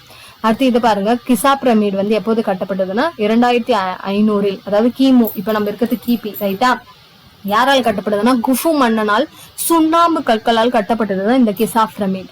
அதே மாதிரி பாருங்க உர்ஜிகுராட் அப்படின்னா மெசபடோமியா உர்-நமு என்ற அரசனால், சுமேரியர் காலத்துல உர்-நமு என்ற அரசனால் சின் என்ற சந்திர கடவுளுக்கு கட்டப்பட்டதுதான் இந்த உர்ஜிகுரோட். அது பாருங்க அபு சிம்பல் அப்படின்னா என்னன்னா எகிப்து அரசன் 2ஆம் ராமெசிஸ் என்பவரால் கட்டப்பட்ட இரட்டை கோயில்கள் உள்ள இடம் தான் இது அபு சிம்பல் அப்படின்னு சொல்லிட்டு சொல்றாங்க. இது கலைச்சொற்கள் வந்து பாத்துக்கோங்க, ஏன்னா நம்மளுக்கு நிறைய முடிக்கணுமா, அதனால டைம் பத்தாது. ஓகே, இப்ப சரியான விடையை தேர்ந்தெடுக்கவும் பாத்துலாங்களா. சிந்து வெளி மக்கள் எந்த உலோகங்களை பற்றி அறிந்திருந்தனர் அப்படின்னு சொல்லிட்டு கேக்குறாங்க. எந்த உலோகங்கள் பத்தி அவங்க அறிந்திருந்தனர் அப்படின்னு பாத்தீங்கன்னா செம்பு, வெங்கலம், வெள்ளி, தங்கம். இது ஆப்ஷனை வச்சு நீங்க இது பண்ணிக்கலாம். சில இதெல்லாம் வந்துட்டு இப்ப நம்மளுக்கு வந்து இரும்பு, இந்த 3த்துலயும் இரும்பு இருக்கு பாருங்க, அவங்களுக்கு இரும்பை பத்தினா இது வந்து கிடையாது. அப்ப செம்பு, வெங்கலம், வெள்ளி, தங்கம் இதை பத்தி எல்லாம் தெரிஞ்சு வச்சிருந்தாங்க. சிந்துவெளி நாகரிகம் எக்காலத்தை சார்ந்தது அப்படின்னு கேக்குறாங்க. இது எக்காலத்தை சார்ந்ததுன்னா உலோக காலம். சரிங்களா, எக்காலத்தை சார்ந்தது உலோக காலம். ஆற்றங்கரைகள் நாகரிக தொட்டில்கள் என அழைக்கப்பட முக்கிய காரணம் என்ன அப்படின்னு சொல்லிட்டு கேக்குறாங்க. அதுக்கு முக்கிய காரணம் என்னன்னா பெரும்பாலான நாகரிகங்கள் ஆற்றங்கரைகளில் தோன்றியதுதான் அதற்கான முக்கிய காரணம். அடுத்து கூற்றை காரணத்தோடு பொறுத்துக. கூற்று காரணம். அரப்பா நாகரிகம் ஒரு நகர நாகரிகம் எனலாம், ஏனெனில் திட்டமிடப்பட்ட நகர அமைப்பு, மேம்பட்ட கழிவுநீர் அமைப்பு இதெல்லாம் இருக்கிறதுனால. இது ரெண்டுமே சரி, கூற்றும் சரி, கூற்றும் காரணமும் சரி. கூற்று அரப்பா நாகரிகம் வெங்கல காலத்தை சார்ந்தது அப்படின்னு சொல்லிட்டு சொல்றாங்க. அரப்பா மக்களுக்கு இரும்பின் பயன் பற்றி தெரியாது அப்படின்னு சொல்லிட்டு சொல்றாங்க. இதுக்கு என்னன்னா கூற்று சரியானது, ஆனால் அதற்கான காரணம் தவறானது. ஏன்னா இதுக்கு இது காரணம் கிடையாது இல்லையா, இதுவும் சரி இதுவும் சரி, இவ ரெண்டுமே கூற்று 1 2 கொடுத்தா இரண்டுமே சரிதான். இது இரும்பின் பயன் தெரியாது, அதனாலதான் அவங்க வெங்கல காலத்தை சார்ந்தவங்க அப்படின்னு சொல்ற மாதிரி இருக்கு. அது தவறு இல்லையா, ஏன்னா வெங்கலம் அதிகமாக பயன்படுத்தப்பட்டதுனாலதான் அவங்க வெங்கல காலத்தை சார்ந்தவங்க அப்படின்னு சொல்லிட்டு நம்ம சொல்றோம். அடுத்த கூற்று பாருங்க, அரப்பா மக்களின் பொறியியல் திறன் குறிப்பிடத்தக்கது. அதுக்கான காரணம் என்ன அப்படின்னு சொல்றாங்கன்னா கடலின் அலைகள், ஓதங்கள், நீரோட்டத்தை கணித்த பின் கப்பல் கட்டும் தளத்தை கட்டி இருப்பது. இது எல்லாமே வந்து அதுக்கு முக்கிய காரணம் சொல்றாங்க. கூற்றும் காரணமும் சரி, ஏன்னா அந்த காலகட்டத்திலேயே ஒரு துறைமுகம் எல்லாம் ஏற்படுத்திருக்காங்கன்னா சும்மாவா. கீழே கூறப்பட்டுள்ள மொஹஞ்சதாரோவை பற்றிய கூறுகளில் எவை சரியானவை அப்படின்னு சொல்லிட்டு கேக்குறாங்க. எவை சரியானவை அப்படின்னு பாத்தீங்கன்னா வீடுகள் கட்ட செங்கற்கள் பயன்படுத்தப்பட்டன, இதுதான் சரி.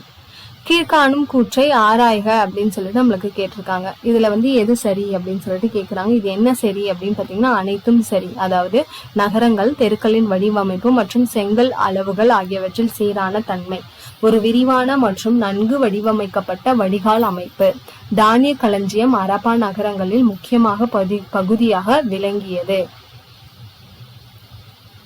அடுத்து பாருங்க, பொருந்தாததை வட்டமிடுக அப்படின்னு சொல்லிட்டு கேக்குறாங்க. இதுல பொருந்தாதது எது அப்படின்னு சொல்லிட்டு நம்மளுக்கு கேக்குறாங்க.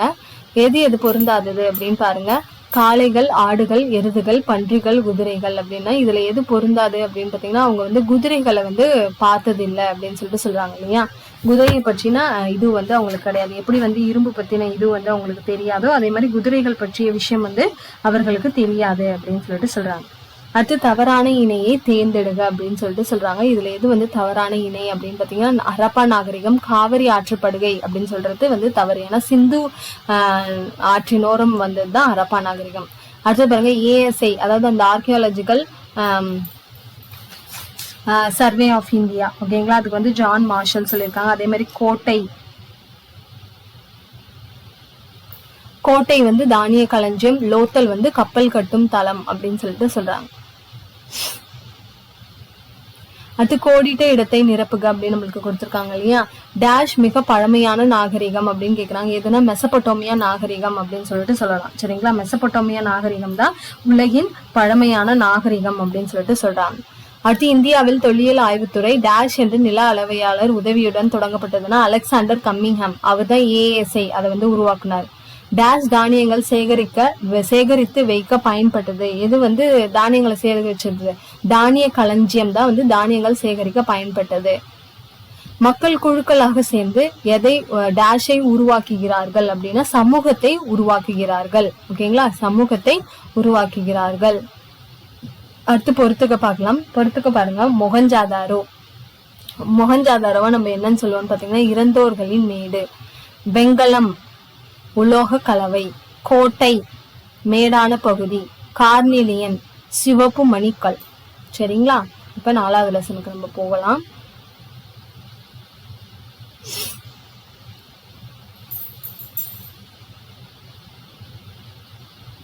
தமிழ்நாட்டின் பண்டைய நகரங்கள். சரிங்களா? தமிழ்நாட்டின் பண்டைய நகரங்கள். இதுலயுமே நம்ம இம்பார்ட்டன்ட் தான் பார்க்க போறோம். உலகின் தொன்மையான நாகரிகம் எதுனா மெசபடோமியா நாகரிகம் அப்படின்றத நம்ம பார்த்தோம். இது 6500 ஆண்டுகளுக்கு முற்பட்டதுதான் என்னது, இந்த மெசபடோமியா நாகரிகம் அப்படின்னு சொல்லிட்டு சொல்றாங்க.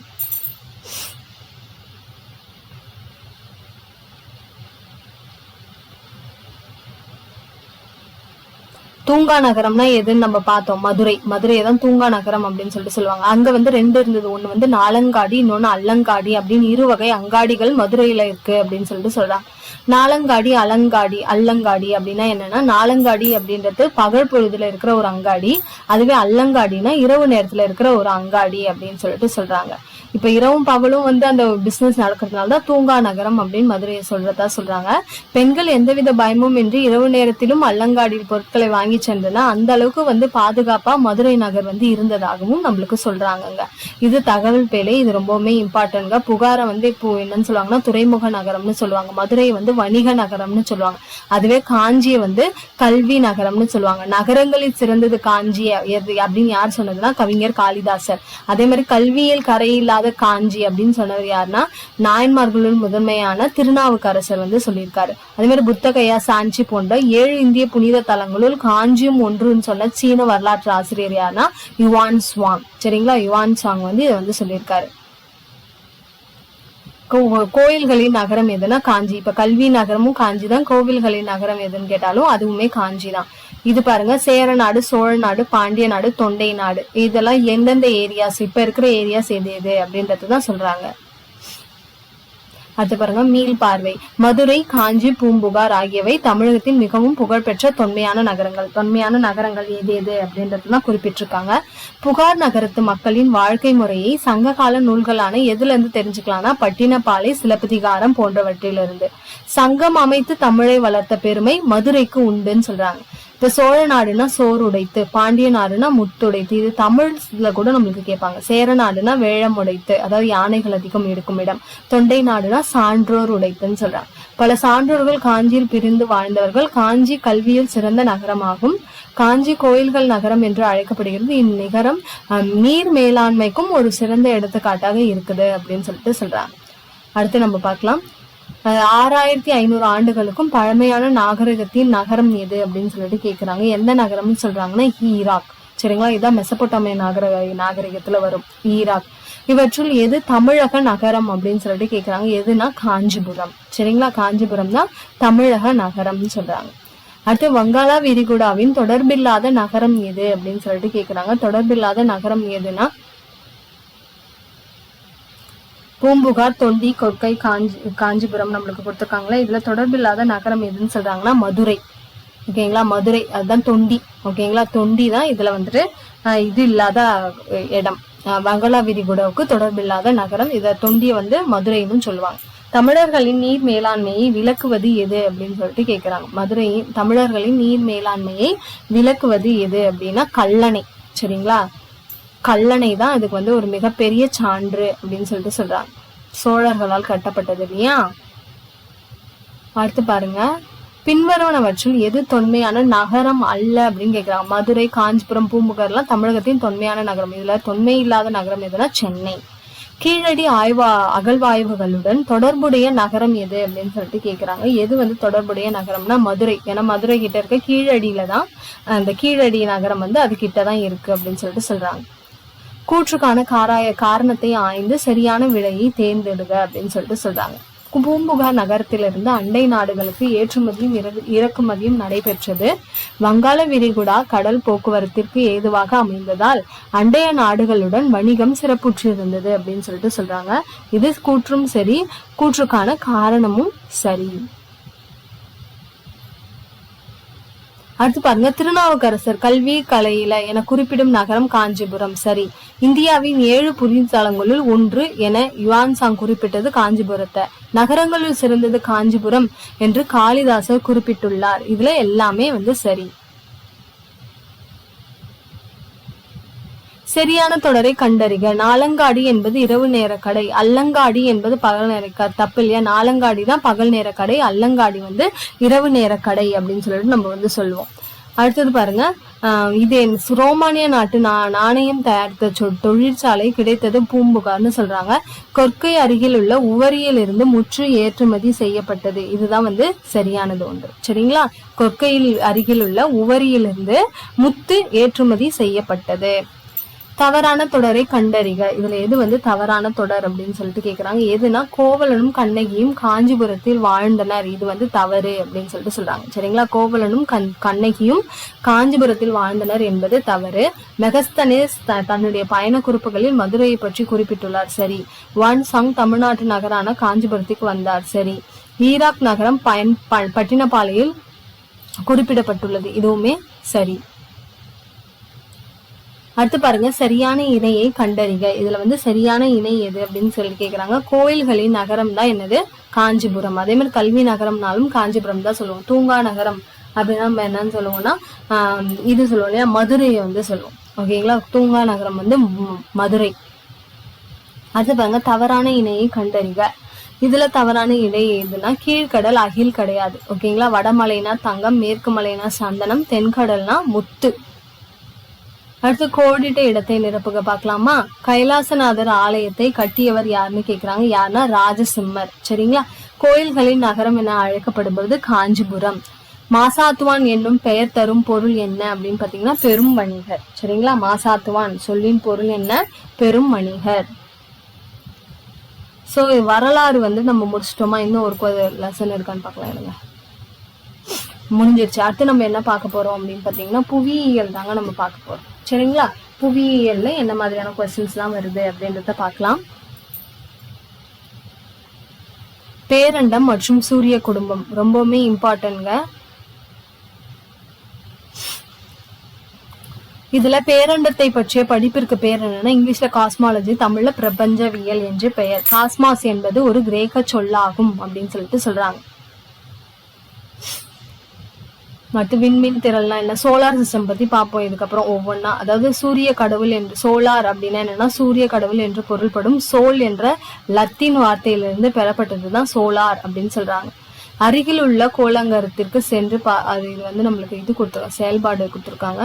இது பாருங்க, ஓர் ஒளியாண்டு என்பது ஒளி ஓர் ஆண்டில் பயணிக்கக்கூடிய தொலைவாகும். ஒளியின் திசை வேகம் வினாடிக்கு 3 லட்சம் கிலோமீட்டர் ஆகும். ஆனால் ஒளியானது வினாடிக்கு 330 மீட்டர் என்ற வேகத்தில் பயணிக்கும். இது கூற்று காரணத்துல நம்மளுக்கு கேட்டிருக்காங்க. எத்தனை வேகத்தில் பயணிக்கும் அப்படின்றத கூற்று காரணத்துல நம்மளுக்கு கேட்டிருக்காங்க, அதை பார்த்துக்கோங்க. இது கற்பனை செய்து பார்க்கும். சூரியன் 1.3 மில்லியன் புவிகளை தனக்குள்ளே அடைக்கக்கூடிய வகையில் மிக பெரியதாகும். இதுவும் கேட்பாங்க. அதாவது சூரியன் தனக்குள்ள எத்தனை புவிகளை வச்சிருக்குன்னா 1.3 மில்லியன் அப்படின்னு சொல்லிட்டு சொல்றாங்க. அடுத்து பிளானட்ஸ் பத்தி. கோள்களின் வரிசையை நினைவிற்கொள்ள நிமோனிக்ஸ், அதாவது இந்த இது இருக்கு இல்லையா, சூரிய குடும்பத்துல வந்து அந்த பிளானட்ஸ் எல்லாம் இருக்கு இல்லையா, இங்கிலீஷ்ல மெர்க்குரி, வீனஸ், அதை ஞாபகம் வச்சுக்கிறதுக்கு இந்த ஒரு இது சொல்லியிருக்காங்க. புது வெள்ளம் புவியில் செலுத்தினால் விவாதம், சண்டை, யுத்தம் நெருங்காது அப்படின்றது. அதாவது பூ அப்படின்னா புதன், அடுத்தது வெள்ளி, அந்த மாதிரி கோள்களை ஞாபகம் வச்சுக்கிறதுக்காக. ஓகேங்களா? சாட்டன், அதுக்கப்புறம் யுரானஸ், அந்த மாதிரி ஒவ்வொரு கோள்களையும் ஞாபகம் வச்சுக்க, அந்த ஆர்டரை ஞாபகம் வச்சுக்கிறதுக்கு இந்த நிமோனிக்ஸை பயன்படுத்திக்கோங்க அப்படின்னு சொல்லிட்டு சொல்றாங்க. பாருங்க, பண்டை தமிழர்கள் சூரியன் மற்றும் பிற கோள்களை பற்றி அறிந்திருந்தனர் என்பது சங்க இலக்கியங்கள் வாயிலாக நமக்கு புலனாகிறது. எதுல இதை பத்தி சொல்லியிருக்காங்கன்னா சிறுபானாற்று படையில வால்நிற விசும்பின் கோள் மீன் சூழ்ந்த இளங்கதிர் ஞாயிறு. இதன் மூலம் நம்மளுக்கு வந்து சங்க காலத்திலேயே இவங்களுக்கு வந்து நம்ம சோலார் சிஸ்டம் பத்தி எல்லாம் தெரிஞ்சிருக்க விஷயம் வந்து தெரியுது. புதன் சூரியனுக்கு அருகில் இருந்த போதிலும் வெள்ளி மிகவும் வெப்பமான கோள் ஆகும். புதன் இருந்தாலும் இரண்டாவதா இருக்க வெள்ளி தான் வந்துட்டு மிகவும் என்னது சூடான கோள் அப்படின்னு சொல்லிட்டு சொல்லலாம். சோ இது வெள்ளியில வந்து எத்தனை நாட்கள், இப்ப நம்ம வந்துட்டு நம்மளுக்கு வந்து இது இருக்குல்லையா, ஒரு ஆண்டுக்கு வந்து இத்தனை நாட்கள் இருக்குல்ல, அந்த மாதிரி வெள்ளியில வந்து 243 நாட்களை வந்து ஒரு ஆண்டு அப்படின்னு சொல்லிட்டு சொல்லுவாங்க. இது வந்து விடி வெள்ளி அந்த மாதிரி இருக்கு. அடுத்து மார்ச்னா செந்நிறக்கோள் அப்படின்னு சொல்லிட்டு சொல்லுவாங்க. சூரியனுக்கும் புவிக்கும் இடையே உள்ள தொலைவு வந்து 150 மில்லியன் கிலோமீட்டர்னு சொல்றாங்க. மணிக்கு 800 கிலோமீட்டர் வேகத்தில் செல்லும் வானூர்தி சூரியனை சென்றடைய 21 ஆண்டுகள் வருடங்கள் ஆகும் அப்படின்னு சொல்லிட்டு சொல்றாங்க. இதுலயுமே நீங்க ஒவ்வொரு இதுக்குமே வந்துட்டு இது இருக்கும் பாத்தீங்களா, சேட்டலைட்ஸா, அதை பத்தி இப்போ கொஞ்சம் படிச்சு வச்சுக்கோங்க. இந்திய விண்வெளி நிறுவனம் இஸ்ரோ செவ்வாய்க்கோளின் வளிமண்டலம் மற்றும் தரைப்பகுதியை ஆராய்வதற்கு மங்கள்யான் சேட்டலைட்டை எப்போ அனுப்பிச்சதுன்னு ப்ரீவியஸ் இயர் கொஸ்டின்ல கேட்டிருக்காங்க. 24/9/2024. இது வந்து இந்த மார்ஸை வந்து இது பண்றதுக்காக. இந்த நாள் இந்தியா செவ்வாய்க்கோளினை ஆராயும் நாடுகளின் பட்டியலில் ரஷ்யா விண்வெளி ஆராய்ச்சி நிறுவனம் நாசா, ஐரோப்பிய விண்வெளி ஆராய்ச்சி நிறுவனத்துக்கு அடுத்ததாக 4ஆம் இடத்துலதான் இந்தியா வந்துட்டு இந்த மார்ஸ் இது அனுப்பிச்சதுக்கான ஒரு இது இருக்குன்னு சொல்றாங்க. இதுதாங்க ரொம்ப இம்பார்ட்டன்ட். இந்த டேபிளர் காலம் வந்து படிச்சு வச்சுக்கோங்க. அதாவது எத்தனை நாட்கள் ஒவ்வொரு கிரகத்துக்கும், எத்தனை நாட்கள் ஒவ்வொரு கோள்களுக்கும் எத்தனை நாட்கள் தன்னை சுற்றி வர, சில சூரியனை சுற்றி வர அப்படின்றது இம்பார்ட்டன்டான கொஸ்டின். அடுத்தது சனி, சாட்டர்ன், நெப்டியூன், இந்த துணைக்கோள்கள் வந்து படிச்சு வச்சுக்கோங்க. ஓகேங்களா? ஒவ்வொரு கோள்களுக்கும் எத்தனை துணைக்கோள் இருக்கு. இப்ப பூமிக்கு வந்து ஒரே ஒரு துணைக்கோள் தான். எதுனா நம்மளோட நிலா மட்டும்தான் அதுக்குடைய துணைக்கோள். நான் இம்பார்ட்டன்ட் இன்ஃபர்மேஷன்ஸ் தாங்க சொல்றேன். நீங்க படிச்சு வச்சுக்கிறத உள்ள படிச்சு வச்சுக்கோங்க. சரிங்களா? அதாவது நான் பாக்ஸ் இன்ஃபர்மேஷன் மட்டும் தான் சொல்றேன். நிலவை பற்றி ஆராய்வதற்காக இந்தியாவில் அனுப்பப்பட்ட முதல் விண்கலம் தான் எதுனா சந்திராயன் 1. இது வந்து 2008ஆம் ஆண்டு விண்ணில் செலுத்தப்பட்டது அப்படின்னு சொல்லிட்டு சொல்றாங்க. அதே மாதிரி இது வந்து நம்மளுக்கு கேட்ட ஒரு கொஸ்டின், ப்ரீவியஸ் இயர் கொஸ்டின்ல கேட்ட ஒரு கொஸ்டின் தான். 26 வருடங்களுக்கு ஒரு முறை வரக்கூடியதுதான் இந்த ஹேலி வால்வின் மின். இது கடைசியா 1986ஆம் ஆண்டு வானில் தென்பட்டது. இது மீண்டும் 2061ஆம் ஆண்டு விண்ணில் தோன்றும். அடுத்து பாருங்க, புவி சுழலும் வேகம் நிலநடுக்கோட்டு பகுதியில் 1670 கிலோமீட்டர் மணியாகவும் 60 டிகிரி வடக்கு அட்சரேகையில் 845 கிலோமீட்டர் மணியாகவும் துருவ பகுதியில் சுழலும் வேகம் சுழியமாகவும் இருக்கும். இது இம்பார்ட்டன்ட், பார்த்து வச்சுக்கோங்க. அடுத்து நள்ளிரவு சூரியன் என்பது இரு அரைக்கோணங்களிலும் கோடை காலத்தில் ஆர்டிக் வட்டத்திற்கு வடக்கிலும் அண்டார்டிக் வட்டத்திற்கு தெற்கிலும் 24 மணி நேரமும் சூரியன் தலைக்கு மேலே தெரியும் நிலைவாகும். அதாவது நள்ளிரவு சூரியன்னா என்ன அப்படின்றதுக்கான டெபினிஷன் கொடுத்திருக்காங்க. சூரிய அண்மை புள்ளி பெரிஹிலியன் அப்படின்னா என்னன்னா, புவி தன் சுற்றுப்பாதையில் சூரியனுக்கு மிக அருகில் வரும் ஒரு நிகழ்வாகும். அதுவே சூரிய தொலைதூர புள்ளினா எபிலியன் அப்படின்னா, புவி தன் சுற்றுப்பாதையில் சூரியனுக்கு தொலைவில் காணப்படும் ஒரு நிகழ்வு தான் சூரிய தொலைதூர புள்ளி. இது ப்ரீவியஸ் இயர் கொஸ்டின்ல கேட்டிருக்காங்க. மார்ச் 21 மற்றும் செப்டம்பர் 23 ஆகிய நாட்கள் நிலநடுக்கோட்டு பகுதியில் சூரியனின் கதிர்களை செங்குத்தாக விழும். இதுதான் என்னன்னு சொல்லுவாங்கன்னா சம பகல் இரவுன்னு சொல்லுவாங்க. இது ப்ரீவியஸ் இயர் கொஸ்டின்ல கேட்டிருக்காங்க. சம பகல் இரவு நாட்கள் எந்தெந்த நாள்னா மார்ச் 21 மற்றும் செப்டம்பர் 23.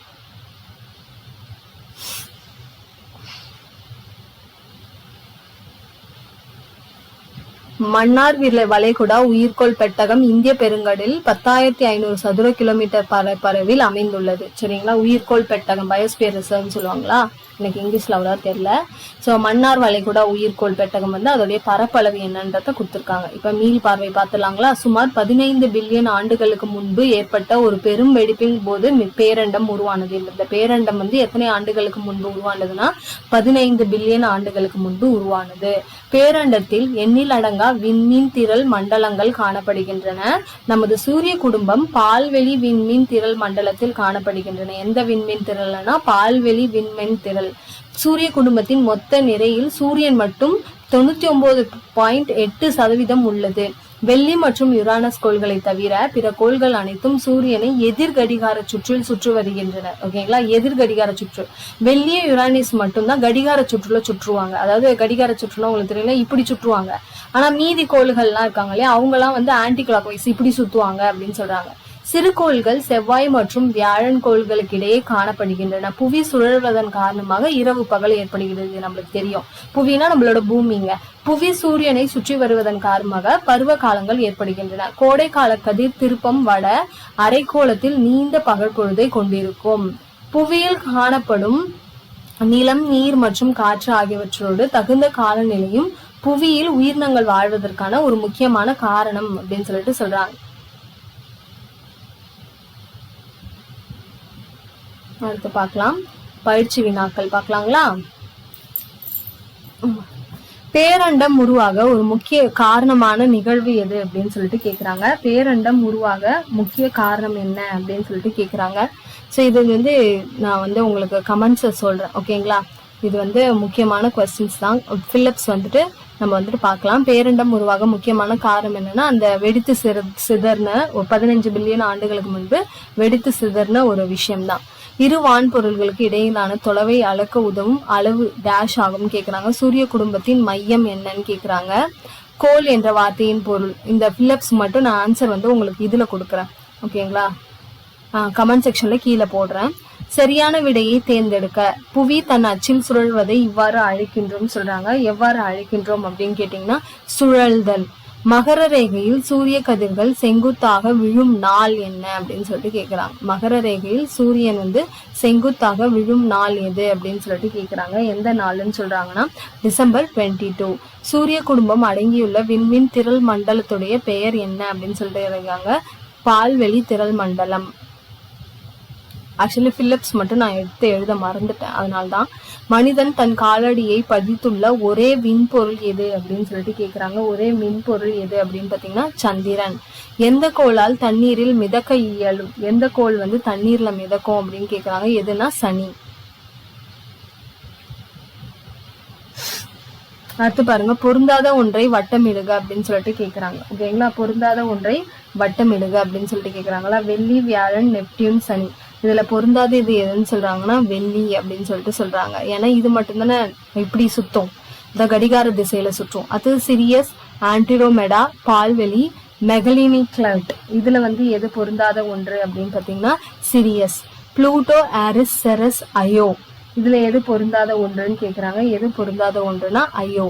பால் விண்மீன், சிறுகோள், விண்வீழ்கள், குருளை கோள்கள். இதுல எது வந்து பொருந்தாத ஒன்று அப்படின்னு பாத்தீங்கன்னா ஆன்டிரோமெடோ.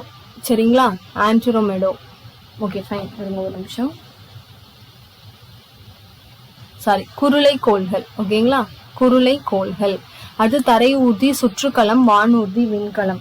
இதுல பொருந்தாதது எது அப்படின்னு பாத்தீங்கன்னா தரை ஊர்தி. ஏன்னா இந்த சுற்றுக்களம், வானூர்தி, விண்கலம் இது எல்லாமே வானில ஏற்படக்கூடிய ஒரு விஷயம் இல்லையா? இது வந்து இந்த இது மட்டும்தான் வந்துட்டு இதுல வரக்கூடியது. தரை ஊர்தி வந்துட்டு வான் ஊர்தியில வராது. அடுத்து நம்ம மேட்ச் த ஃபாலோவிங் பார்க்க போறோங்க. மேட்ச் த ஃபாலோவிங்க்கு ஆன்சர் என்னன்னு பாருங்க. வெப்பமான கோள் எது அப்படின்னு சொல்லிட்டு கேக்குறாங்க. வெப்பமான கோள் எதுனா வெள்ளி. அதே மாதிரி வளையம் உள்ள கோள் எதுனா சனி, ஓகேங்களா?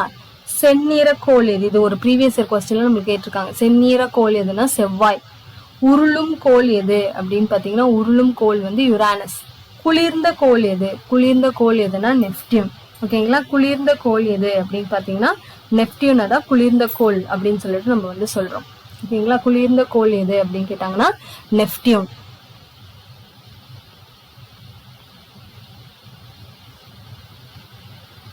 ஸோ இந்த பிலிப்ஸ் வந்து நான் சொல்லிடுறேன், பார்த்துக்கோங்க. ஏன்னா இதுக்குன்னு தனியா உங்களுக்கு கஷ்டமா இருக்கும் இல்லையா? Okay fine. பேரண்டம் உருவாக முக்கிய காரணம் என்னன்னா 15 பில்லியன் ஆண்டுகளுக்கு முன்பு ஏற்பட்ட அந்த பெரும் வெடிப்பு. இரு வான்பொருள்களுக்கு இடையிலான தொலைவை அளக்க உதவும் அளவு எதுனா ஒளி ஆண்டு. நம்ம பார்த்தோம் இல்லையா, ஒளி ஆண்டு. சூரிய குடும்பத்தின் மையம் எதுனா நம்மளோட சூரியன். கோள் என்ற வார்த்தையின் பொருள் என்னன்னா சுற்றி வருபவர். அதிக துணைக்கோள்களை கொண்ட கோள் எதுனா வியாழன். வியாழனுக்கு தான் நிறைய துணைக்கோள்கள் இருக்கு. ஒரே ஒரு துணைக்கோள் வந்து பூமிக்கு இருக்கு. நிலவிற்கு அனுப்பப்பட்ட முதல் இந்திய விண்கலம் எது அப்படின்னு சொல்றாங்க. எதுனா சந்திராயன் 1 2008ஆம் ஆண்டு அனுப்பப்பட்டது நிலவிற்கு.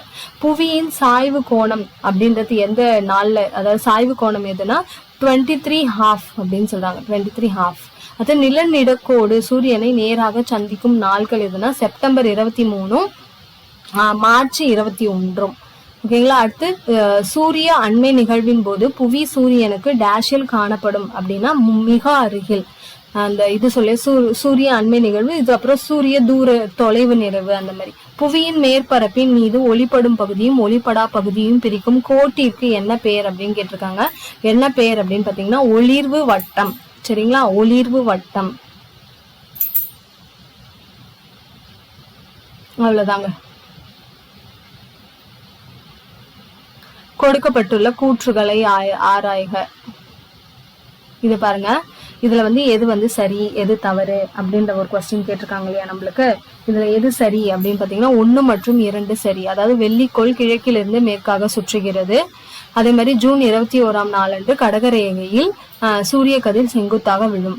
செவ்வாய்க்கோள்களுக்கு வளையங்கள் உண்டு, இது தவறு. ஏன்னா சனி கோளுக்கு தான் வளையங்கள் இருக்கு. அடுத்து பாருங்க, கொடுக்கப்பட்டுள்ள கூற்றுகளை ஆராய்க. புவி நீர்க்கோளம் என அழைக்கப்படுகிறது. புவி தன் அச்சில் சுழல்வதால் பருவ காலங்கள் ஏற்படுகின்றன அப்படின்னு சொல்லிட்டு சொல்றாங்க. இது கூற்று 1 சரி, கூற்று 2 தருவது. தன் அச்சில் சுற்றுவதால் இல்ல, சூரியனை சுற்றி வருவதால் தான் இந்த பருவ காலங்கள் ஏற்படுது அப்படின்னு சொல்லிட்டு சொல்றாங்க. விண்மீன்களின் தொகுப்பு இதை என்னன்னு சொல்லுவாங்க அப்படின்னு கேக்குறாங்க. அதே மாதிரி இதை நான் வந்து உங்களுக்கு சொல்றேன், ஓகேங்களா. பெயரிடுக அப்படின்னு சொல்லிட்டு கேக்குறாங்க. பெயரிடுக அப்படின்னு சொல்லிட்டு கேக்குறாங்க. ஓகே ஃபைன்,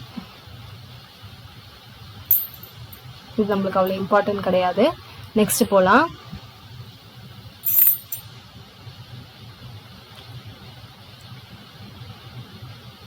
அழகு 2 நிலப்பரப்பும் பெருங்கடல்களும். சரிங்களா, நிலப்பரப்பும் பெருங்கடல்களும். இதுல இலக்கியத்தில் சங்க இலக்கியத்தில் உள்ள நிலை வகுப்பாடுகள் இது உங்களுக்கு தெரியல. குறிஞ்சினா மலையும் மலை சார்ந்த இடமும், முல்லைனா காடும் காடை சார்ந்த இடமும், மருதம் வயலும் மலை சார்ந்த இடமும், நெய்தல் கடலும் கடல் சார்ந்த இடமும், பாலை மணலும் மணல் சார்ந்த இடமும் தான் பாலைன்னு சொல்லுவாங்க. இது என்னன்னா நிலத்தோற்றத்தின் வகைகள். முதல் நிலை என்னன்னா கண்டங்கள் பெருங்கடல்கள். 2ஆம் நிலையில மலைகள் பீடபூமிகள் சமவெளிகள் வரும். 3ஆம் நிலையில பள்ளத்தாக்குகள் கடற்கரைகள் மணல் குன்றுகள். நிலச்சந்தி அப்படின்னா என்ன பாருங்க, 2 பெரிய நிலப்பரப்புகளை இணைக்கக்கூடியதும் அல்லது 2 பெரிய நீர் பரப்புகளை பிரிக்கக்கூடியதுமான மிக குறுகிய நிலப்பகுதியை தான் நிலச்சந்தி அப்படின்னு சொல்லிட்டு சொல்லுவோம் அப்படின்னு சொல்றாங்க. 5 பெருங்கடங்கள் என்னென்னதுன்னா பசிபிக் பெருங்கடல், அட்லாண்டிக் பெருங்கடல், இந்திய பெருங்கடல், தென் பெருங்கடல், ஆர்க்டிக் பெருங்கடல். இது எல்லாமே வந்து பெருங்கடல்கள் அப்படின்னு சொல்லிட்டு சொல்றாங்க. மேல வந்து செயல்பாடு தான் கொடுத்திருக்காங்க. டிசம்பர் 11 இது இம்பார்ட்டன்ட்ங்க. சர்வதேச மலைகள் தினம் எப்போது கொண்டாடப்படுகிறதுன்னு சொல்றாங்கன்னா டிசம்பர் 11. சரிங்களா, சர்வதேச மலைகள் தினத்தை கொண்டாடுவதற்காக முழக்க தொடர்கள் சுவரொட்டிகள் அதெல்லாம் தேவையில்ல. டிசம்பர் 11 வந்துட்டு சர்வதேச மலைகள் தினம்.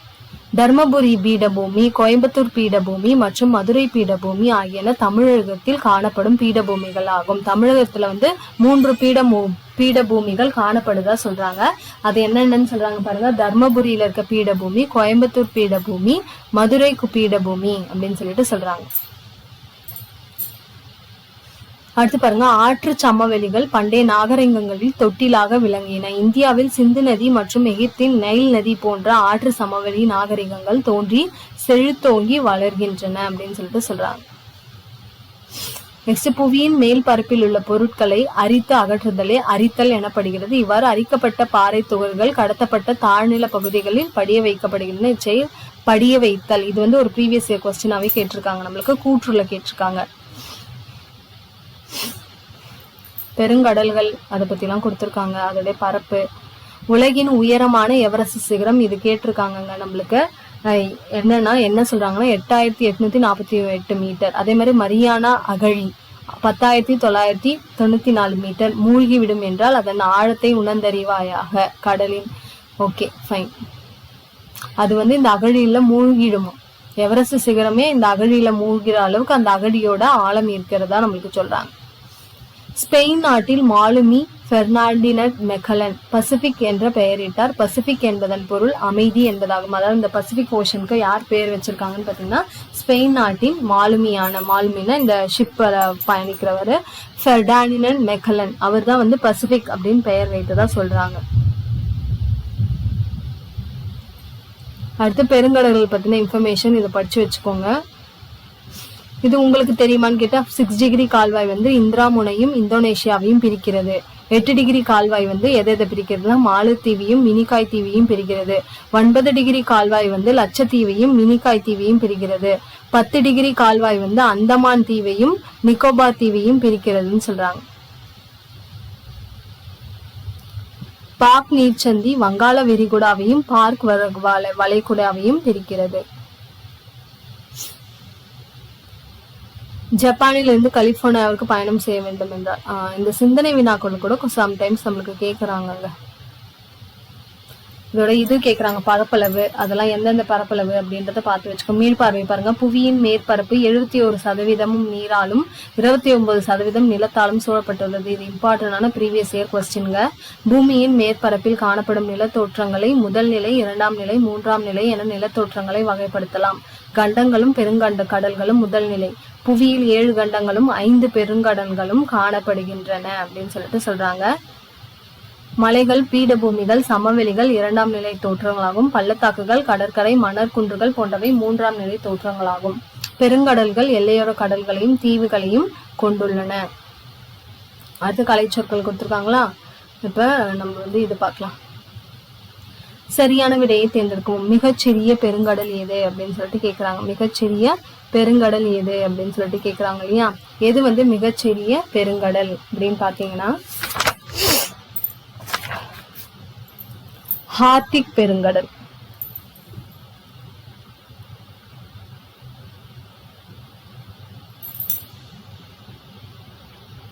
ஆர்க்டிக் பெருங்கடல் தாங்க இதுக்கான ஆன்சர். அடுத்த கொஸ்டின் பார்க்கலாம். மலாக்கா நீர்ச்சந்தையை இணைப்பது எது அப்படின்னு சொல்லிட்டு கேக்குறாங்க. ஓகேங்களா? மலாக்கா நீர்ச்சந்தையை இணைப்பது எது அப்படின்னு சொல்லிட்டு கேக்குறாங்க. எது அப்படின்னு பாத்தீங்கன்னா பசிபிக் பெருங்கடல் மற்றும் இந்திய பெருங்கடல். அதிகமான கப்பல் போக்குவரத்து நடைபெறும் பெருங்கடல் எதுன்னு கேக்குறாங்க. எதுனா அட்லாண்டிக் பெருங்கடல். அதிகமான கப்பல் போக்குவரத்து நடைபெறும் பெருங்கடல் அட்லாண்டிக் பெருங்கடல். உறைந்த கண்டம் எது அப்படின்னு கேக்குறாங்க. உறைந்த கண்டம் எதுனா அண்டார்டிகா. சரிங்களா? அண்டார்டிகா தான் உறைந்த கண்டம். அடுத்து பாருங்க. உலகின் மிகப்பெரிய கண்டம் எது அப்படின்னு கேக்குறாங்க. எதுனா ஆசியா. இந்தியாவில் கனிம வளம் நிறைந்த பீடபூமி எதுனா சோட்டா நாக்பூர். பெருங்கடலில் மிக பெரியது எதுனா பசிபிக் பெருங்கடல். ஓகேங்களா? பசிபிக் பெருங்கடல். டெல்டா டேஷ் நிலை நிலத்தோற்றம்னா 3ஆம் நிலை நிலத்தோற்றம். தீவு கண்டம் என்று அழைக்கப்படுவது எதுனா ஆஸ்திரேலியா. சரிங்களா? தீவு கண்டம் என்று அழைக்கப்படுவது எதுனா ஆஸ்திரேலியா. அடுத்தது பொருந்தாததை வட்டமிடுக அப்படின்னு சொல்லிட்டு நம்மளுக்கு கேட்டிருக்காங்க. ஆப்பிரிக்கா, ஐரோப்பா, ஆஸ்திரேலியா, இலங்கை. இதுல எது பொருந்தாதன்னு கேக்குறாங்க. எதுனா இலங்கை. ஓகேங்களா? இலங்கை பொருந்தாத ஒன்று அப்படின்னு சொல்லிட்டு சொல்றாங்க. நம்மளுக்கு இந்த மாதிரி கொஸ்டின் நிறைய கேக்குறாங்க இல்லையா? Find the odd one out. அடுத்து பாருங்க. இந்த இதுல எது பொருந்தாத இதுன்னு சொல்றாங்கன்னா மத்திய தரைக்கடல் பொருந்தாத ஒன்று அப்படின்னு சொல்லிட்டு சொல்றாங்க. அடுத்து இதுல எது அப்படின்னு பாத்தீங்கன்னா பள்ளத்தாக்கு. இது வராது அப்படின்னு சொல்லிட்டு சொல்றாங்க. அடுத்து இது ஏன்னா இந்த மலை சமவெளி பீடபூமியில 2ஆம் நிலை தோற்றத்துல வரும் இல்லையா? பள்ளத்தாக்கு 3ஆம் நிலை தோற்றத்துல வரும். வங்காள விரிகுடா, பேரிங் கடல், சீன கடல், டாஸ்மானியா கடல். இதுல எது பாத்தீங்கன்னா வங்காள விரிகுடா. அடுத்து ஆண்டிஸ், ராக்கி, எவரெஸ்ட் இமயமலை. இதுல எதுனா எவரெஸ்ட் வராது அப்படின்னு சொல்லிட்டு சொல்றாங்க. அடுத்து நம்ம பார்க்க போறது என்னன்னா பொறுத்துக. ஓகேங்களா? பொறுத்துக்க பாருங்க. தென் சாண்ட்விச் அகழி அப்படின்றது என்னன்னு சொல்றாங்கன்னா தென் பெருங்கடல்ல இருக்கு. இது அகழி நம்மளுக்கு கொஸ்டினா கேட்டிருக்காங்க நிறைய. மில்வாக்கி அகழி அப்படின்றது என்னன்னா அட்லாண்டிக் பெருங்கடல்ல காணப்படக்கூடிய அகழி. மரியானா அகழி எங்க காணப்படுதுன்னு சொல்றாங்கன்னா பசிபிக் பெருங்கடல்ல. யுரேஷியன் படகை எங்கு காணப்படுகிறதுன்னு சொல்றாங்கன்னா ஆர்டிக் பெருங்கடல்ல. ஜாவா அகழி எங்க காணப்படுதுன்னு சொல்றாங்கன்னா இந்திய பெருங்கடல்ல காணப்படுது அப்படின்னு சொல்லிட்டு சொல்றாங்க. அடுத்து கொடுக்கப்பட்டுள்ள கூற்றுகளை ஆராய்க அப்படின்னு சொல்லிட்டு நம்மளுக்கு சொல்லியிருக்காங்க. என்னன்னு பாருங்க. சமவெளிகள் ஆறுகளால் தோற்றுவிக்கப்படுகின்றன. இந்திய பெருங்கடலின் ஆழமான பகுதி சாண்ட்விச் அகழி. பீடபூமிகள் வன்வரிசை கொண்டிருக்கும் அப்படின்னு சொல்லிட்டு சொல்றாங்க. இது இதெல்லாம் சரி அப்படின்னு பாத்தீங்கன்னா 1 மற்றும் 3 மட்டும் சரி. சரிங்களா? 1 மற்றும் 3 சரி. அடுத்து இரண்டாவது, இதுவும் ஒரு கூற்று. மலைகள் 2ஆம் நிலை நிலத்தோற்றங்கள். உலகிலேயே மிகவும் ஆழமான அகழி மரியானா அகழி அப்படின்னு சொல்லிட்டு சொல்றாங்க. இது 2 கூற்றுகளும் சரி. ஸோ செகண்ட் லெசன் முடிஞ்சாச்சு. இப்போ நெக்ஸ்ட் நம்ம பார்க்கலாம்.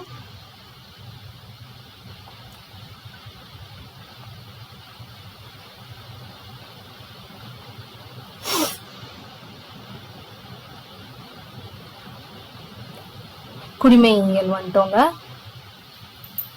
பன்முகத்தன்மையினை அறிவோம். சரிங்களா? பன்முகத்தன்மையினை அறிவோம். இது என்னன்னா நம்மளுக்குள்ள இருக்கிற அந்த இது பத்தி தாங்க சொல்லியிருப்பாங்க. நில அமைப்புகள் என்னென்ன, பள்ளத்தாக்கு, இதெல்லாம் ப்ரீவியஸ் லெசன்ல பார்த்தாச்சு. பாலைவனம். இது ரொம்ப இம்பார்ட்டன்ட் பாருங்க. மேகாலயாவில் மவுண்ட் சின்ராம் அதிக மழை பொழியும் இடம். இது ப்ரீவியஸ் இயர் கொஸ்டின்ல நம்மளுக்கு கேட்டிருக்க ஒரு கொஸ்டின் 2-3 தடவை கேட்டிருக்காங்க. ராஜஸ்தானில் உள்ள ஜெய்சல்மார் குறைவாக மழை பொழியும். இதுவுமே நம்மளுக்கு கூற்று காரணத்துல கொடுத்துருக்காங்க. சரிங்களா. அதிகமாக மழை பொழியும் இடம் வந்து மேகாலயாவில் இருக்க மவுண்ட் சின்ராம். ராஜஸ்தான்ல இருக்க ஜெய்சல்மார் வந்து குறைவான மழை பகுதியை வந்து பெறக்கூடியது அப்படின்னு சொல்லிட்டு சொல்றாங்க. நெக்ஸ்ட் நம்ம கொண்டாடக்கூடிய இது சொல்றாங்க. அப்புறம் பழங்குடியினர் பத்தின இன்ஃபர்மேஷன் சொல்றாங்க. அடுத்து பாருங்க, இந்திய அரசியலமைப்பு சட்டத்தின் 8வது அட்டவணைப்படி 22 மொழிகள் வந்து அலுவலக மொழிகளாக அங்கீகரிக்கப்பட்டுள்ளது. அதாவது அபிஷியல் லாங்குவேஜ்னு சொல்லுவாங்க இல்லையா. 2004ஆம் ஆண்டு இந்திய அரசால் முதல் செம்மொழியாக ஓகேங்களா, முதல் செம்மொழியாக இது பண்ணது எதுனா தமிழ் மொழி. ஓகேங்களா, தமிழ் மொழி அறிவிக்கப்பட்டது. தற்போது 6 மொழிகள் வந்து செம்மொழியாக அறிவிக்கப்பட்டுள்ளனன்னு சொல்றாங்க. எது எதுனா சமஸ்கிருதம் வந்து 2005லயும், அதாவது தமிழ் மொழி வந்து 2004, அடுத்த ஆண்டே சமஸ்கிருதம், அடுத்து தெலுங்கு மற்றும் கன்னடம் வந்து 2008ஆம் ஆண்டும், மலையாளம் வந்து 2013, அடுத்தது ஒரியா வந்து 2016. சரிங்களா. 6 மொழிகள் வந்து இப்போதைக்கு செம்மொழியாக இருக்கு அப்படின்னு சொல்லிட்டு சொல்றாங்க. இந்தியாவில் பேசப்படும் முதல் 5 மொழிகள் 2011 கணக்குப்படி ஹிந்தி தான் அதிகமா பேசுறாங்க. அடுத்து வங்காளம், அடுத்து தெலுங்கு, மராத்தி, 5வது இடத்துல தான் தமிழ் பேசக்கூடிய மக்கள் வந்து அதிகமாக இருக்கிறார்கள் அப்படின்னு சொல்லிட்டு சொல்றாங்க. அடுத்து நம்மளுடைய ஃபேமஸான இது சொல்றாங்க, கோவில்கள் அதெல்லாம். அடுத்து பாருங்க, இந்திய தொல்லியல் துறை இதுவரை கண்டுபிடித்த கல்வெட்டு சான்றுகளில் 60% தமிழ்நாட்டில் இருந்து கண்டுபிடிக்கப்பட்டவை. அவற்றில் பெரும்பாலானவை தமிழ் மொழியிலே எழுதப்பட்டுள்ளன அப்படின்னு சொல்லிட்டு சொல்றாங்க. ஸோ இந்த நடனங்கள் இது ஃபுல்லா பார்த்து வச்சுக்கோங்க. ரொம்ப இம்பார்ட்டன்ட்ங்க. ஒவ்வொரு ஊருக்கும் ஒரு, இப்போ ஒடிசாக்கு ஒடிசி, ஆந்திர பிரதேசத்துல குச்சிப்புடி, தமிழ்நாட்டுல பரதநாட்டியம், கேரளால கதகளி, கர்நாடகால யக்ஷானம், மணிப்பூர்ல மணிப்பூரி, இது எல்லாமே இம்பார்ட்டன்டான டான்ஸ் ஃபார்ம்ஸ். இப்போ இங்க கொடுத்துருக்காங்க பாருங்க, டேபிளர் காலம். இது ரொம்பவுமே இம்பார்ட்டன்ட். நம்மளுக்கு பேச்சுலர் ஃபாலோவிங்ல கேட்பாங்க. தமிழ்நாட்டுல கரகாட்டம், ஒயிலாட்டம், கும்மி, தெருக்கூத்து, பொம்மலாட்டம், புலியாட்டம், கோலாட்டம், தப்பாட்டம். கேரளால தெய்யம், மோகினி ஆட்டம். பஞ்சாப்ல பாங்க்ரா, குஜராத்ல கார்பா தாண்டியா, ராஜஸ்தான்ல கல்பேலியே கூமர், உத்தரப்பிரதேசத்துல ராசலீலா, உத்தரகண்ட்ல சோலியா, அசாம்ல பிஹு. ஓகேங்களா. இது எல்லாமே ஃபேமஸான அந்தந்த இடத்துக்கான ஃபேமஸான டான்ஸ் ஃபார்ம்ஸ். இப்ப மீள்பார்வை பார்த்தலாம். இந்தியா வேற்றுமையில் ஒற்றுமை நிறைந்த நாடு. பன்முகத்தன்மை என்பது ஒருவரிடமிருந்து ஒருவர் மாறுபட்டு இருப்பினும் ஒற்றுமையாக வாழ்தல், அதுதான் பன்முகத்தன்மை அப்படின்னு சொல்லிட்டு சொல்லுவோம். நில அமைப்பும் காலநிலையும் பன்முகத்தன்மையின் மீது பெரும் தாக்கத்தை ஏற்படுத்துகிறது. ஒரு பகுதியின் பொருளாதார நடவடிக்கைகளை அதன் நிலவியல் கூறுகளும் காலநிலைகளும் பெரிதும் தீர்மானிக்கின்றன. நில அமைப்புகளில் காணப்படும் பன்முகத்தன்மை அங்குள்ள தாவரங்கள் மற்றும் உயிரினங்கள் தோற்றத்திலும் பெரும் தாக்கத்தை ஏற்படுத்துகின்றன. இந்தியாவில் மொழி, மதம், சமூகம், பண்பாடுகளில் பன்முகத்தன்மை இருக்கிறது. ஒரு கண்டத்திற்குரிய அனைத்து கூறுகளும் கொண்டிருப்பதால் இந்தியாவை ஒரு துணை கண்டம் என்கிறோம். இது இம்பார்ட்டன்ட். இந்தியா ஏன் வந்து ஒரு துணை கண்டம் அப்படின்னு சொல்றோம். இந்தியாவின் 2001ஆம் ஆண்டு மக்கள் தொகை கணக்கெடுப்படி இந்தியா 122 முக்கிய மொழிகளையும் 1599 பிற மொழிகளையும் கொண்டுள்ளது. இம்பார்ட்டன்ட். ஒரு குறிப்பிட்ட சமூகத்தின் நடைமுறைகள் மற்றும் பழக்க வழக்கங்களை பண்பாடு அப்படின்னு சொல்றோம். இந்தியாவின் செவ்வியல் மற்றும் நாட்டுப்புற நடனங்கள் நமது வளமான பண்பாட்டு பன்முகத்தன்மைகள் பறைச்சாற்றுகின்றன. இந்தியாவில் பல்வேறு இன மக்கள் காணப்படுவதால் இந்தியாவை இனங்களின் அருங்காட்சியகம் யார் சொன்னதுன்னா V.A. ஸ்மித். ரொம்ப ரொம்ப ரொம்ப இம்பார்ட்டன்ட்ங்க. இந்தியாவை இனங்களின் அருங்காட்சியகம் அப்படின்னு கூறியவர் யாருன்னா V.A. ஸ்மித்.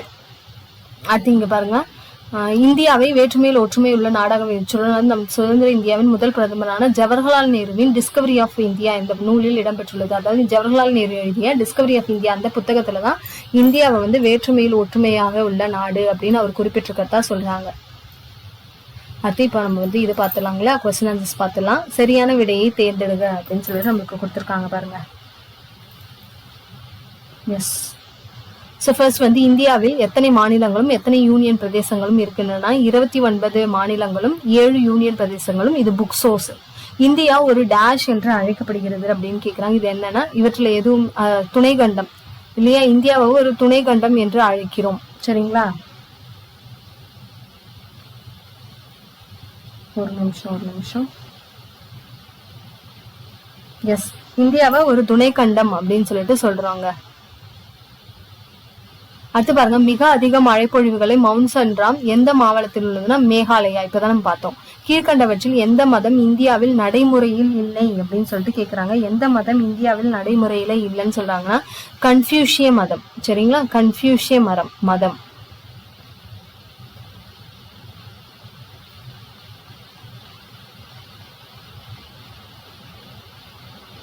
இந்திய அரசியலமைப்பு சட்டத்தின் 8வது அட்டவணையில் அங்கீகரிக்கப்பட்டுள்ள அலுவலக மொழிகளின் எண்ணிக்கை என்ன அப்படின்னு சொல்லிட்டு கேக்குறாங்க. அலுவலக மொழியின் எண்ணிக்கை என்ன அப்படின்னு பாத்தீங்கன்னா 22. டேஷ் மாநிலத்தில் ஓணம் பண்டிகை கொண்டாடப்படுகின்றன? கேரளா. அடுத்து பாருங்க, மோகினி ஆட்டம் எந்த மாநிலத்தின் செவ்வியல் நடனமாகும் அப்படின்னு சொல்லிட்டு கேக்குறாங்க. இதுவுமே கேரளா. டிஸ்கவரி ஆஃப் இந்தியா என்ற நூலினை எழுதியவர் யாரு? ஜவஹர்லால் நேரு. அடுத்து வேற்றுமையில் ஒற்றுமை என்ற சொற்றொடரை உருவாக்கியவர் யார் அப்படின்னு பாத்தீங்கன்னா ஜவஹர்லால் நேரு.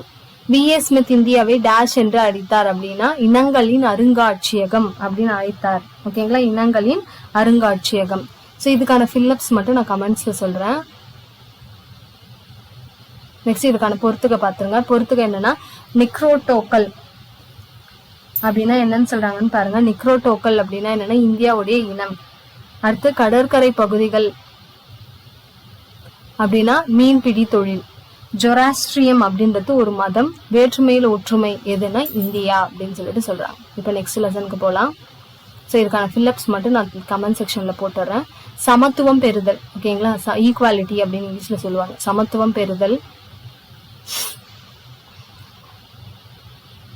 இங்க பாருங்க, இனநேரி வெறிக்கு முடிவு. இது ரொம்ப இம்பார்ட்டன்ட். தென்னாப்பிரிக்காவின் முன்னாள் அதிபரான நெல்சன் மண்டேலா அவர்கள் 27 ஆண்டுகள் சிறை வாழ்க்கைக்கு பின் என்னன்னா 1990 விடுதலையானார். இவர் தென்னாப்பிரிக்கால இருந்து இனநேர வெறிக்கு முடிவுக்கு தென்னாப்பிரிக்கா உலகிலேயே அமைதி நிலவும் மனித உரிமை போராட்டத்துக்கும் முன்னோடியாக இருந்தவர். எத்தனை ஆண்டுகள் இருந்தாருன்னா 27 ஆண்டுகள் வந்துட்டு.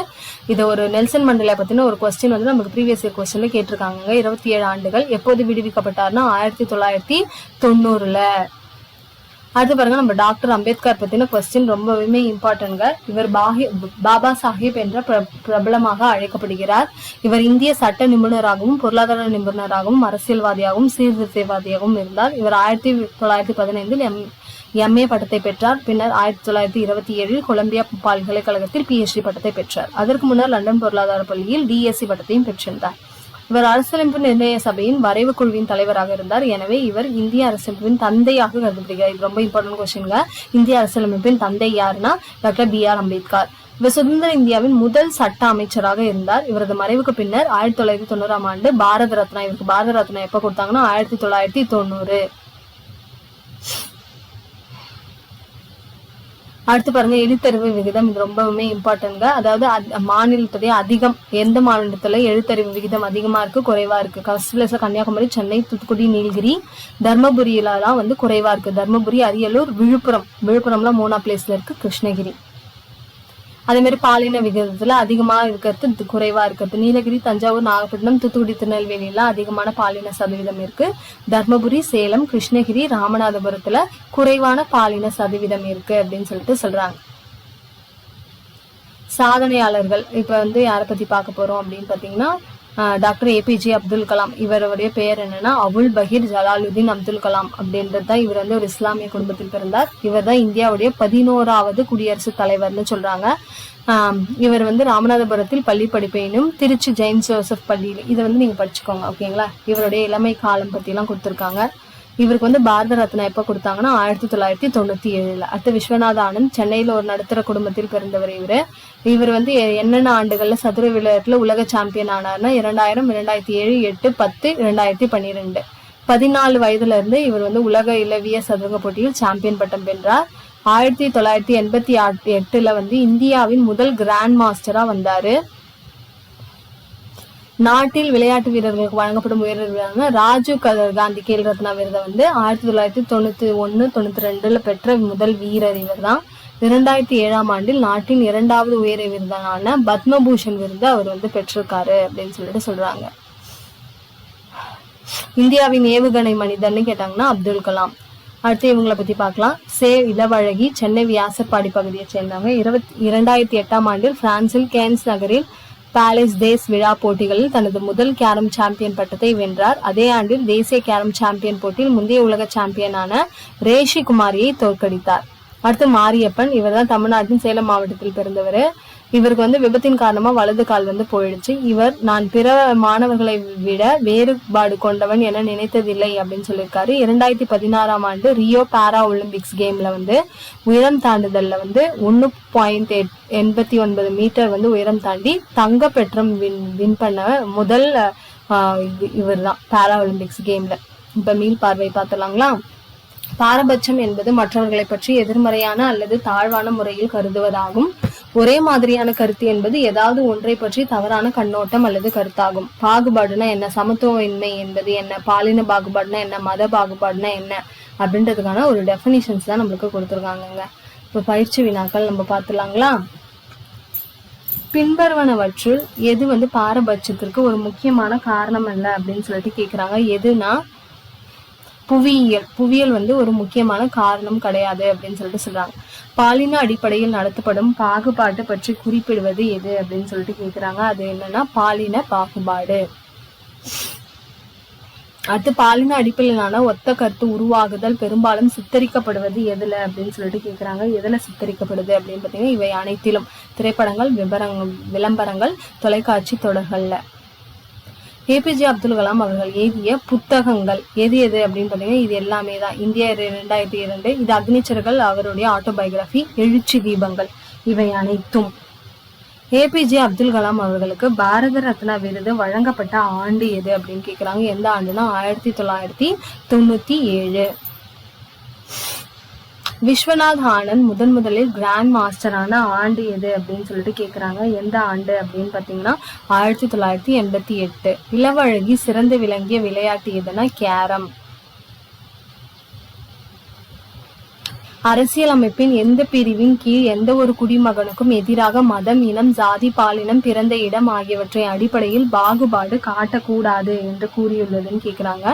பிரிவு 15(1). இந்த மாதிரி ஆர்டிக்கல்லாம் ரொம்ப இம்பார்ட்டன்ட். B.R. அம்பேத்கர் அவர்களுக்கு பாரத ரத்னா விருது வழங்கப்பட்ட ஆண்டு எது? அவர் இறப்புக்கு அப்புறம் தான் இல்லையா, 1900 தான் அவருக்கு பாரத ரத்னா விருது வழங்கப்பட்டது. 2011 ஆண்டின் கணக்கெடுப்பின்படி தமிழகத்தின் அதிகமாக கல்வி அறிவு பெற்றுள்ள மாவட்டம் எது அப்படின்னு சொல்லிட்டு கேக்குறாங்க. எது அப்படின்னு சொல்லிட்டு பாத்தீங்கன்னா கன்னியாகுமரி. அடுத்து பொறுத்துக்க பார்க்கலாம்.